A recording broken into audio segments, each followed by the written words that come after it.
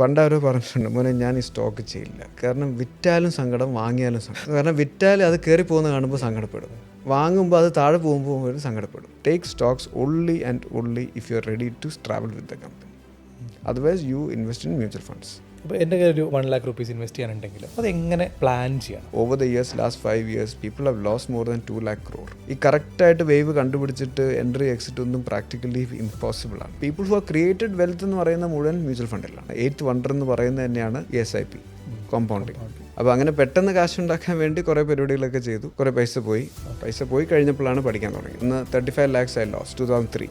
Which one I have made money is from 75 rupees to 1200, 1300. എൻ്റെ right hand ഒരു കാര്യസ്ഥൻ ഞാൻ പറഞ്ഞു, ഞാനൊരു SIP തുടങ്ങും 2000 rupees.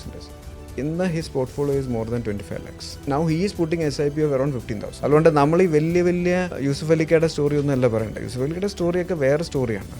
ഭീകരമായ കമ്പനികൾ ബിക്കോസ് ഓഫ് മാർക്കറ്റ് ഇഷ്യൂസിൽ താഴേക്ക് വരും, അപ്പം വാങ്ങിക്കാം, ചീപ്പായിട്ട് കിട്ടും. And every 5 years you will get that opportunity for sure. ഒരു 25 താഴെ ഏജിലുള്ള ആളൊക്കെ ആണെങ്കിൽ how should they think about money? ഒറ്റ പ്രിൻസിപ്പിൾ ആലോചന, if they follow this one equation, life is sorted. നമസ്കാരം, അശ്വിനാണ്. മലയാളീസ് പോഡ്കാസ്റ്റിൻ്റെ അടുത്ത എപ്പിസോഡിലേക്ക് എല്ലാവർക്കും സ്വാഗതം. നമ്മൾ ഇത്രയും കാലം പോഡ്കാസ്റ്റ് ചെയ്തിട്ട് ഫൈനാൻസ് ഫീൽഡിലുള്ള ഒരാളെ നമ്മളിതൊരു ഗസ്റ്റായിട്ട് കൊണ്ടുവന്നിട്ടുണ്ടായിരുന്നില്ല. അത് നമ്മൾ ഈ ഒരു എപ്പിസോഡോടെ പരിഹരിക്കുകയാണ്. ഹെഡ്ജ് എക്വിറ്റീസിൻ്റെ ഫൗണ്ടർ ആൻഡ് മാനേജിംഗ് ഡയറക്ടറായ അലക്സ് കെ ബാബുവാണ് നമ്മുടെ ഗസ്റ്റായിട്ടുള്ളത്. Welcome Alex, thank you for joining us. Thank you Ashwin. So Alex, എൻ്റെയൊക്കെ ചെറുപ്പകാലം മുതൽ ഞാൻ കേൾക്കുന്നൊരു ബ്രാൻഡാണ് ഹെഡ്ജ്. അതായത് ഫൈനാൻസ് എന്താണെന്ന് പോലും അറിയാത്ത കാലത്ത് ഹെഡ്ജ് എക്വിറ്റീസ് എന്നുള്ളൊരു കമ്പനി എക്സിസ്റ്റ് ചെയ്യേണ്ടത് നമുക്കറിയാം. പ്രധാനമായിട്ടും മോഹൻലാലിൻ്റെ വെച്ചിട്ടുള്ള ആഡും കാര്യങ്ങളൊക്കെ കൊണ്ടാണ്. അപ്പോൾ പണ്ടൊട്ട് ഈ ഹെഡ്ജ് എന്നുള്ള പേര് നമുക്ക് അറിയാം. ഇപ്പോൾ നമ്മുടെ ഓഡിയൻസിനും മെജോറിറ്റി ആൾക്കാർക്കും ഹെഡ്ജിനെ കുറിച്ച് അറിയായിരിക്കും, ബട്ട് എന്താണെന്ന് അറിയില്ലെങ്കിൽ പോലും. അപ്പോൾ ഇന്ന് നമ്മൾ ഈ പോഡ്കാസ്റ്റോട് ഉദ്ദേശിക്കുന്നത്, ഇപ്പോൾ സ്റ്റോക്ക് മാർക്കറ്റിലേക്ക് ഒരു വലിയ ഇൻഫ്ലോ ഓഫ് ഇൻവെസ്റ്റേഴ്സ് വന്നിട്ടുണ്ട്. അപ്പോൾ അവർക്ക് എങ്ങനെയാണ് സ്റ്റോക്ക് മാർക്കറ്റിൽ നിൽക്കേണ്ടത്, അല്ലെങ്കിൽ what are the good practices, അങ്ങനത്തെ ഒരു ആംഗിളിൽ അവർക്ക് ഇൻസൈറ്റ്ഫുൾ ആയിട്ടുള്ള രൂപത്തിലുള്ള കോൺവെർസേഷൻ കൊണ്ടുപോകാനാണ് നമ്മൾ ഈ പോഡ്കാസ്റ്റോട് ഉദ്ദേശിക്കുന്നത്. അതിലേക്ക് കടക്കുന്നതിന് മുന്നേ ആരാണ് അലക്സ് കെ ബാബു എന്നും എങ്ങനെയാണ് അലക്സ് ഈ ഫീൽഡിലേക്ക് എത്തുന്നതെന്ന് പറഞ്ഞിട്ട് നമുക്ക് മെല്ലെ സ്റ്റാർട്ട് ചെയ്യാം. So of to you. Thank you Ashwin for having me. Hedge Equities എന്ന് പറയുന്നത് സ്ഥാപനം ഫോം ചെയ്ത് 2008-ലാണ്. So maybe you can call it as right into the global financial crisis. അന്നൊരു വേൾഡ് ഒരു എക്കണോമിക് ക്രൈസിസ് കൂടെ പോകുന്നതിൻ്റെ ഇടയിലാണ് വന്നത്. പക്ഷേ ആ ഡിസിഷൻ എടുത്തത് 2007-ലാണ്. കാരണം അതിൻ്റെ ഓട്ടോമാറ്റിക് അതിൻ്റെ ലൈസൻസുകളും എല്ലാം കിട്ടണമെങ്കിൽ ഓൾമോസ്റ്റ് 1 year എടുക്കും. കാരണം സെബി ലൈസൻസസൊക്കെ, ബ്രോക്കിംഗ് ലൈസൻസൊക്കെ കിട്ടണമെങ്കിൽ 1 year എടുക്കും. 2008 June 5th-നാണ് ആക്ച്വലി ഫസ്റ്റ് ട്രേഡ് എക്സിക്യൂട്ട് ചെയ്യുന്നത്. But the decision was made in 2007. എന്താ ബാക്ക്ഗ്രൗണ്ട് എന്ന് പറഞ്ഞാൽ, അന്ന് so I'm part of baby Marine Ventures എന്ന് പറയുന്നത്, ബേബി മെറൈൻ എക്സ്പോർട്സ് എന്ന് പറയുന്ന ഫാമിലി ബിസിനസ്സിൻ്റെ ഭാഗമാണ്. Basically I M the second generation. Okay, ഞാൻ വളരെ റീസെൻ്റായിട്ട് പറഞ്ഞൊരു കാര്യമാണത്. ഞാനും കോഴിക്കോടുകാരനാണ്. ഈ ബേബി മെമ്മോറിയൽ ഹോസ്പിറ്റലും കാര്യങ്ങളും നമുക്ക് നല്ലപോലെ അറിയാം. സോ എന്തൊക്കെ ബിസിനസ്സാണ് അവിടെ ഫാമിലി ബിസിനസ്സിൽ ഉണ്ടായിരുന്നത്? സോ ബേസിക്കലി നമ്മുടെ ഫാമിലി ബിസിനസ് ആദ്യം അഗ്രികൾച്ചറിസ്റ്റ് ആയിരുന്നു. അത് കഴിഞ്ഞിട്ട് 1969-ൽ ഈ ട്രോളിംഗ് ബിസിനസ്സിലേക്ക് കയറി. അതായത് നമ്മുടെ ബോട്ട്സൊക്കെ ആയിട്ട്, ട്രോളിംഗ് ബോട്ട്സൊക്കെ ആയിട്ട് തുടങ്ങി. അത് കഴിഞ്ഞ് 1977-ൽ ഫസ്റ്റ് ഫാക്ടറി കാലിക്കറ്റിൽ ബേബി മെറൈൻ എക്സ്പോർട്സ് എന്ന് പറഞ്ഞ ഫാക്ടറി സ്റ്റാർട്ട് ചെയ്തു. എൻ്റെ ഫാദറും ബ്രദേഴ്സും കൂടെയാണ് സ്റ്റാർട്ട് ചെയ്തത്. അതാണ് ഹിസ്റ്ററി ഓഫ് ബേബി മെറൈൻ തുടങ്ങുന്നത്. ബേബി മെമ്മോറിയൽ ഹോസ്പിറ്റൽ തുടങ്ങുന്നത് 1987-ലാണ്, 10 years ലേറ്റർ. അത് ഡോക്ടർ അലക്സാണ്ടർ എന്ന് പറയുന്നതാണ് എൻ്റെ first cousin. Like we are a large family. കുറേ കസിൻസ് ഉണ്ട്. എൻ്റെ എല്ലാ കസിൻസിൻ്റെ പേര് അലക്സ് എന്നാണ്. അങ്ങനെ ഇവിടെ തന്നെ 4 അലക്സ് ഉണ്ട്, കൊച്ചിയിലും കാലിക്കറ്റും ഒക്കെ ആയിട്ട്. അപ്പം അങ്ങനെയാണ് എൻ്റെ ബാക്ക്ഗ്രൗണ്ട്, അതാണ്. അപ്പം ബേബി മെറൈൻ്റെ ഇൻവെസ്റ്റ്മെൻറ്റ് ഡൈവേഴ്സിഫിക്കേഷൻ്റെ സ്ട്രാറ്റജിയുടെ ഭാഗമായിട്ടാണ് ഹെഡ്ജ് ഉണ്ടായത്. അതിനും ഒരു ചെറിയൊരു സ്റ്റോറി ഉള്ളതെന്ന് പറഞ്ഞാൽ, ഈ 2003 to 7 ആയിരുന്നു വാജ്പേയി പീരീഡിൽ ഒരു ഇന്ത്യ ഷൈനിങ് സ്റ്റോറി ഉണ്ടായിരുന്നു. ഇന്ത്യ ഷൈനിങ് സ്റ്റോറിയിൽ അന്ന് എത്ര പേർക്ക് അത് ഓർമ്മയുണ്ടെന്ന് അറിയില്ല, ട്രാക്ക് ചെയ്യുമ്പോൾ $US നമ്മൾ റുപ്പി അപ്രീഷിയേറ്റ് ചെയ്തൊരു പീരീഡ് ഉണ്ട്. $50 ഡോളർ ടു റുപ്പി 50 rupees അത് 39 രൂപയായിട്ട് കുറഞ്ഞായിരുന്നു. Because we were growing at a brisk space. കാരണം നമ്മുടെ എക്സ്പോർട്സ് കൂടുന്നു, അതിനെക്കാട്ടി കൂടുതൽ നമ്മുടെ ക്യാപിറ്റൽ മാർക്കറ്റിലേക്കുള്ള ഇൻഫ്ലോ ഭയങ്കരമായിട്ട് കൂടി. സ്റ്റോക്ക് മാർക്കറ്റ്സ് വെയർ റേജിങ്, അല്ലെങ്കിൽ അങ്ങനെ ഒരു ഭയങ്കരമായ ഒരു പീരീഡാണ്. റൈറ്റ്. അപ്പോൾ 39 ആകുമ്പോൾ നമ്മളന്ന് എക്സ്പോർട്ട് ഡ്രിവൺ മാത്രമായിട്ടുള്ള ബിസിനസ്സായിരുന്നു. ബെയ്മറൻ എക്സ്പോർട്സ് എന്ന് പറയുന്നത് ഓൺലി എക്സ്പോർട്സ് ആണ്, 100% റിലൈങ് ഓൺ എക്സ്പോർട്സ്. അന്ന് വരെ ഞങ്ങൾക്ക് വേറെ ഡൈവേഴ്സിഫിക്കേഷൻ ഇല്ല. ഉള്ള ഒരേ ഡൈവേഴ്സിഫിക്കേഷൻ എന്ന് പറഞ്ഞാൽ സാധാരണ എല്ലാ ബിസിനസ്സുകളും ചെയ്യുന്ന പോലെ തന്നെ വരുന്ന പ്രോഫിറ്റ്സിനെ സ്ഥലം വാങ്ങിച്ചിടുക എന്ന് പറയുന്ന ഒരു കോണ്ടെക്സ്റ്റ് മാത്രമേ ഉണ്ടായിരുന്നു. അപ്പം then we started off thinking of diversifying into various options and looking at India centric. കാരണം ഡോളർ ഇടിഞ്ഞുകൊണ്ടിരിക്കുക, India growing. India growth story ആണല്ലോ. Now India growth story is unfolding. അപ്പം അത് രണ്ടിൻ്റെയും കോണ്ടെക്സ്റ്റിൽ ഇന്ത്യയിലെ കൺസംഷൻ പാറ്റേണിനെ ഇന്ത്യൻ ഡിനോമിനേറ്റഡ് ആയിട്ടുള്ള കമ്പനികൾ തുടങ്ങണം എന്നുള്ളൊരു അടിസ്ഥാനത്തിൽ നമ്മൾ കുറേ ഡൈവേഴ്സിഫിക്കേഷൻ ട്രൈ ചെയ്തിട്ടുണ്ട്, ഇപ്പോഴും നടന്നുകൊണ്ടിരിക്കുന്നുണ്ട്. അപ്പം one of the investment was Hedge Equities form ചെയ്തു. അതിൻ്റെ കാരണം ക്യാപിറ്റൽ മാർക്കറ്റിലേക്കുള്ള എൻട്രി, ഫിനാൻഷ്യൽ സർവീസിലേക്കുള്ള എൻട്രി. അത് സ്റ്റോക്ക് ബ്രോക്കിംഗ് റൂട്ട് വേണോ NBFC റൂട്ട് വേണോ എന്ന് നോക്കിയപ്പോൾ അന്ന് സ്റ്റോക്ക് ബ്രോക്കിംഗ് റൂട്ടാണ് അന്ന് എടുത്തത്. കാരണം സ്റ്റോക്ക് ബ്രോക്കിംഗ് വാസ് റോക്കിംഗ്. അന്ന് ജിയോജെറ്റ്, അന്ന് JRG സെക്യൂരിറ്റീസ് എന്ന് പറഞ്ഞ കമ്പനി ഉണ്ടായിരുന്നു. ഇപ്പോൾ ആൾക്കാർക്ക് അറിയില്ല, ഇപ്പോൾ ദേ ആർ നോട്ട് ദെയർ. അങ്ങനെ പല Kerala denominated stories where actually Geojit was almost 4 or 5 in the country in the ranking order. And huge space. I think first online trading start ചെയ്തത് അതെ ജിയോജെറ്റ്. അപ്പോൾ അങ്ങനെ വി ഹാഡ് എ ഗുഡ്, അന്നത്തെ രീതിയിൽ literacy, financial ലിറ്ററസിയിൽ അന്നത്തെ രീതിയിൽ ബെറ്റർ കേരളമായിരുന്നു. കുറേ കൂടെ മാർക്കറ്റിൻ്റെ ഒരു പെൻട്രേഷനൊക്കെ നോക്കിയാൽ കേരളം വാസ് ഫൈൻ. അങ്ങനെ എല്ലാം കൂടെ വെച്ചിട്ട് കേരളത്തിൽ തുടങ്ങാൻ പറ്റിയ ഒരു സ്ഥാപനമായിട്ടാണ് ഹെഡ്ജ് എക്വിറ്റീസ് വന്നത്. അപ്പം ബെയ്മറാൻ്റെ ഒരു ഡൈവേഴ്സിഫിക്കേഷൻ സ്ട്രാറ്റജിയിൽ നമ്മളൊരു ഇൻവെസ്റ്റ്മെൻ്റ് ആയിട്ട് വന്നതാണ്. കാരണം ഞങ്ങൾക്ക് അതിൻ്റെ ബാക്ക്ഗ്രൗണ്ട് ഇല്ല. അത് തന്നെ ഈ ഐഡിയ മൂട്ട് ചെയ്തത് ഞങ്ങളുടെ കോ പ്രൊമോട്ടേഴ്സ് ആയിരുന്ന ഭുവനേന്ദ്രൻ ആൻഡ് ബോബി എന്ന് പറഞ്ഞ 2 പേരാണ്. നമ്മുടെ സ്റ്റോക്ക് ബ്രോക്കേഴ്സ് ആയിരുന്നു. They were running a master franchise of Kotak's Securities. Kotak's സെക്യൂരിറ്റീസിൻ്റെ മാസ്റ്റർ ഫ്രാഞ്ചൈസ് കേരളത്തിൽ നടക്കുമായിരുന്നു. അപ്പോൾ അതിൻ്റെ എക്സ്പാൻഷനായിട്ടാണ് വന്നത്. അപ്പം നമ്മൾ സംസാരിച്ചു, why can we take our own broking card, let start our own thing എന്നുള്ള രീതിയിൽ ഡിസ്കഷൻ വന്നു. So we invested, we came in as an investor. Being the largest investor, I was appointed as a managing director, as a director board എന്നുള്ള രീതിയിൽ. But the Bhuvanendran sir was running as the CEO of the company. It was his idea. പുള്ളിയുടെ idea ആണ് നമ്മുടെ investment ആയിട്ട് മാറിയത്. അപ്പോൾ Alex as A person എപ്പോഴാണ് ആദ്യമായിട്ട് സ്റ്റോക്ക് മാർക്കറ്റിലേക്ക് ഇറങ്ങുന്നത്? സോ ബേസിക്കലി ഞാൻ എൻ്റെ എഞ്ചിനീയറിംഗ് കോളേജ് കഴിഞ്ഞ് 98 to 2002 engineering BTech mechanical engineering കഴിഞ്ഞിട്ട് I join my family business. Idea was 2 or 3 years അവിടെ ഫാമിലി ബിസിനസ്സിൽ കുറച്ച് പ്രാക്ടിക്കൽ എക്സ്പീരിയൻസ് എടുക്കുക, അത് കഴിഞ്ഞ് മാസ്റ്റേഴ്സ് ചെയ്യാൻ പോവുകയാണെന്നുള്ളത്. പക്ഷേ once you get into family business is very difficult to come out of. So I also got stuck into it. പക്ഷേ during that phase I got into trading. Basically, my dad was also an investor bar trader. Mostly an investor at that point of time. അന്ന് ചെയ്യും. അന്ന് investor ആയിരുന്നു. ഇന്ന് is a trader because is a retired person and is actively trading. But അന്ന് is an investor. അപ്പം അതിൻ്റെ ഒരു പെർസ്പെക്റ്റീവിൽ I also got introduce into markets. പക്ഷേ മാർക്കറ്റ്സ് ഇൻട്രൊഡ്യൂസ് ചെയ്തപ്പോൾ എന്നെ അട്രാക്ട് ചെയ്തത് ഇന്നത്തെ എല്ലാ യങ്സ്റ്റേഴ്സിനെ അട്രാക്ട് ചെയ്യുന്ന പോലെ ഫ്യൂച്ചേഴ്സ് ആൻഡ് ഓപ്ഷൻസ് ആയിരുന്നു. കാരണം പെട്ടെന്ന് കാശുണ്ടാക്കുക. അപ്പോൾ അങ്ങനെ പെട്ടെന്ന് കാശുണ്ടാക്കാൻ വേണ്ടി കുറേ പരിപാടികളൊക്കെ ചെയ്തു. കുറേ പൈസ പോയതിൻ്റെ അടിസ്ഥാനത്തിലാണ് പഠിക്കാൻ തുടങ്ങിയത്. പൈസ പോയി കഴിഞ്ഞപ്പോഴാണ് പഠിക്കാൻ തുടങ്ങിയത്.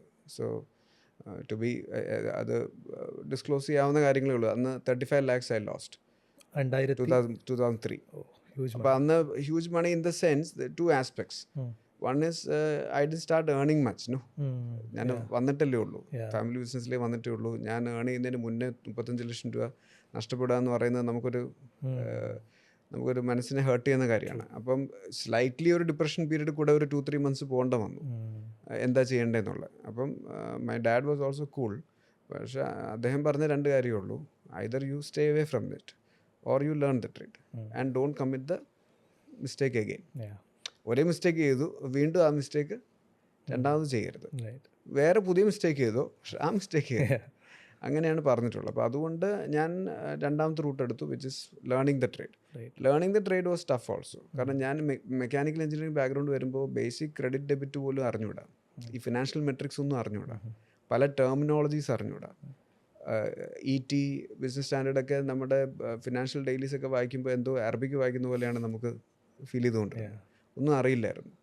അപ്പം we didn't know anything. So I have to sit with my finance team, chartered accountant.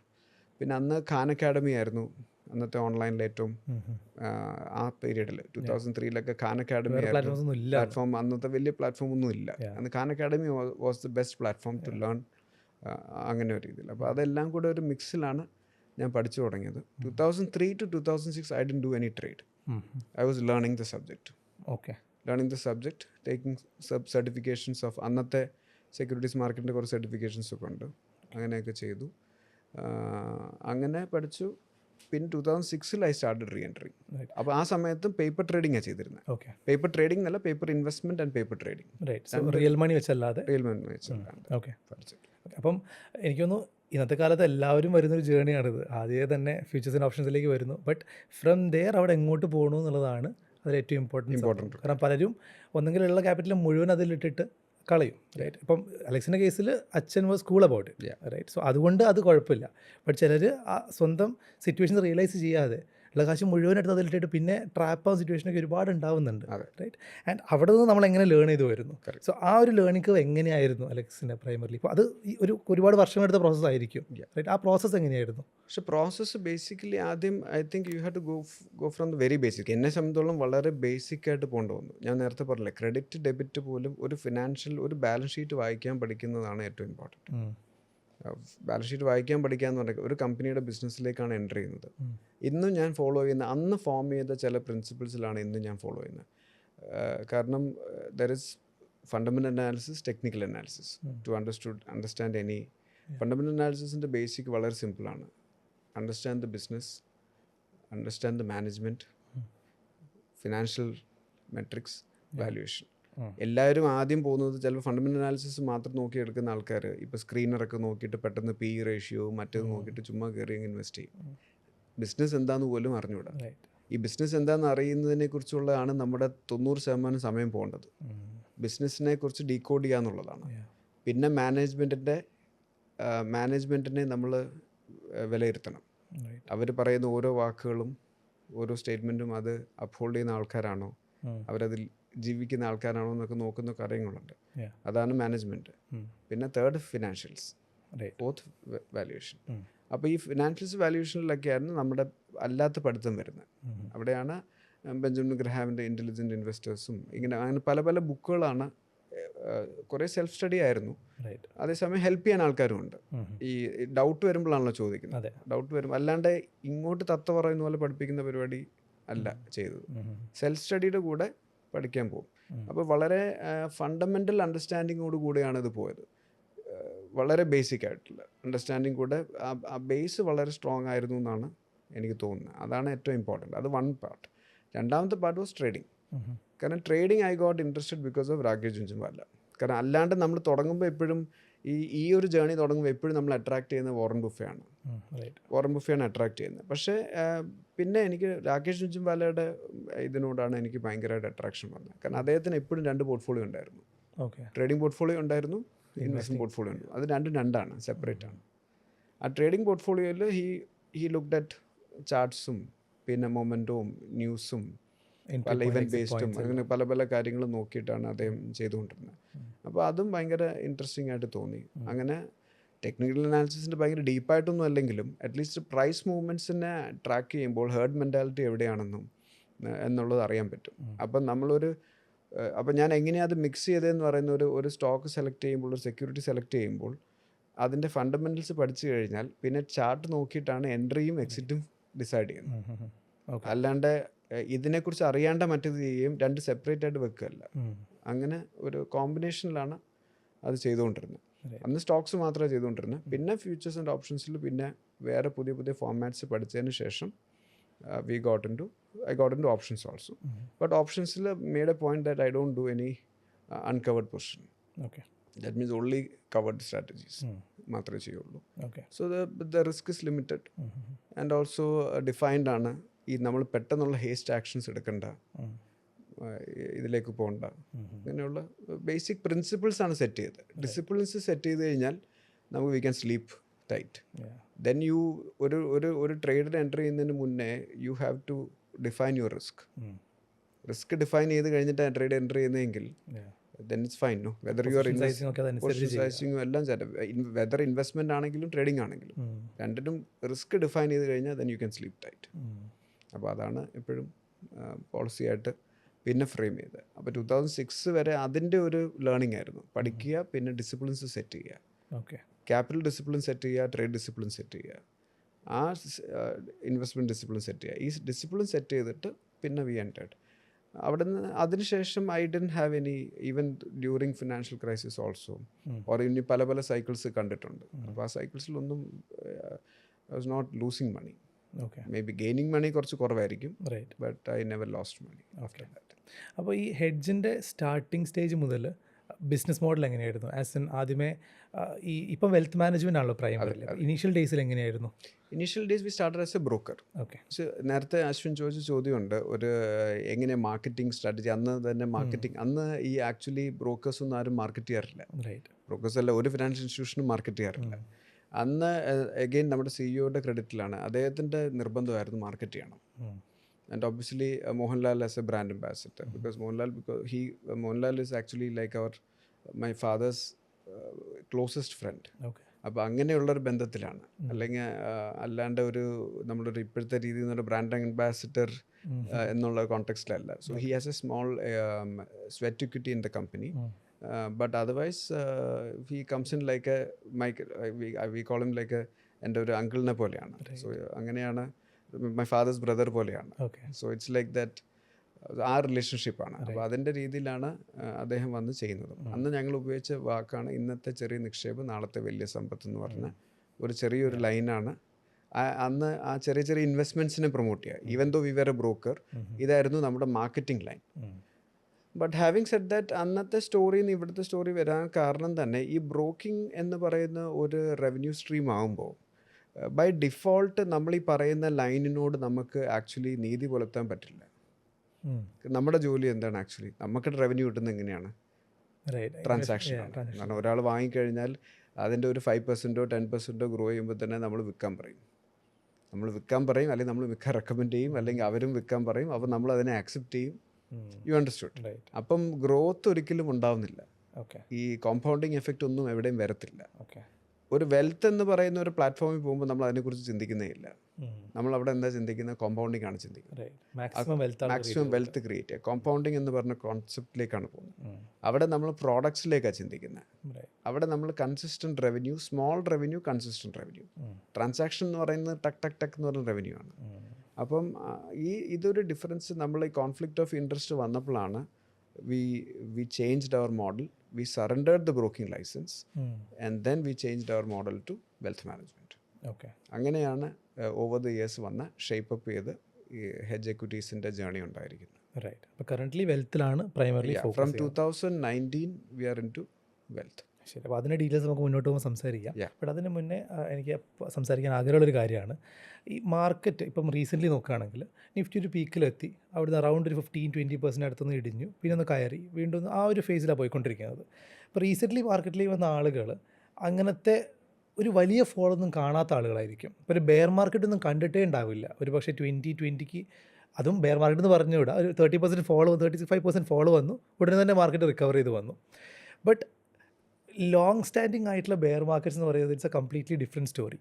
ഇപ്പം അലക്സ് പറഞ്ഞു 2002 മുതൽ മെല്ലെ ട്രേഡിങ്ങിൽ ചെയ്യുന്നുണ്ടെന്ന് പറഞ്ഞു. അപ്പോൾ അതിനുശേഷം 2008 ക്രൈസിസ് വന്നു. ദെൻ മൾട്ടിപ്പിൾ പോയിൻറ്റ്സിൽ മാർക്കറ്റ് ഇടിഞ്ഞിട്ടുണ്ട്, കോവിഡ് വന്നു, അങ്ങനെ പല സിറ്റുവേഷൻസ് വന്നിട്ടുണ്ട്. അപ്പോൾ how does a bear market look like and ആളുകൾക്ക് എങ്ങനെ ഈ ബെയർ മാർക്കറ്റിനോട് അഡ്ജസ്റ്റഡ് ആവാം? How can they prepare themselves?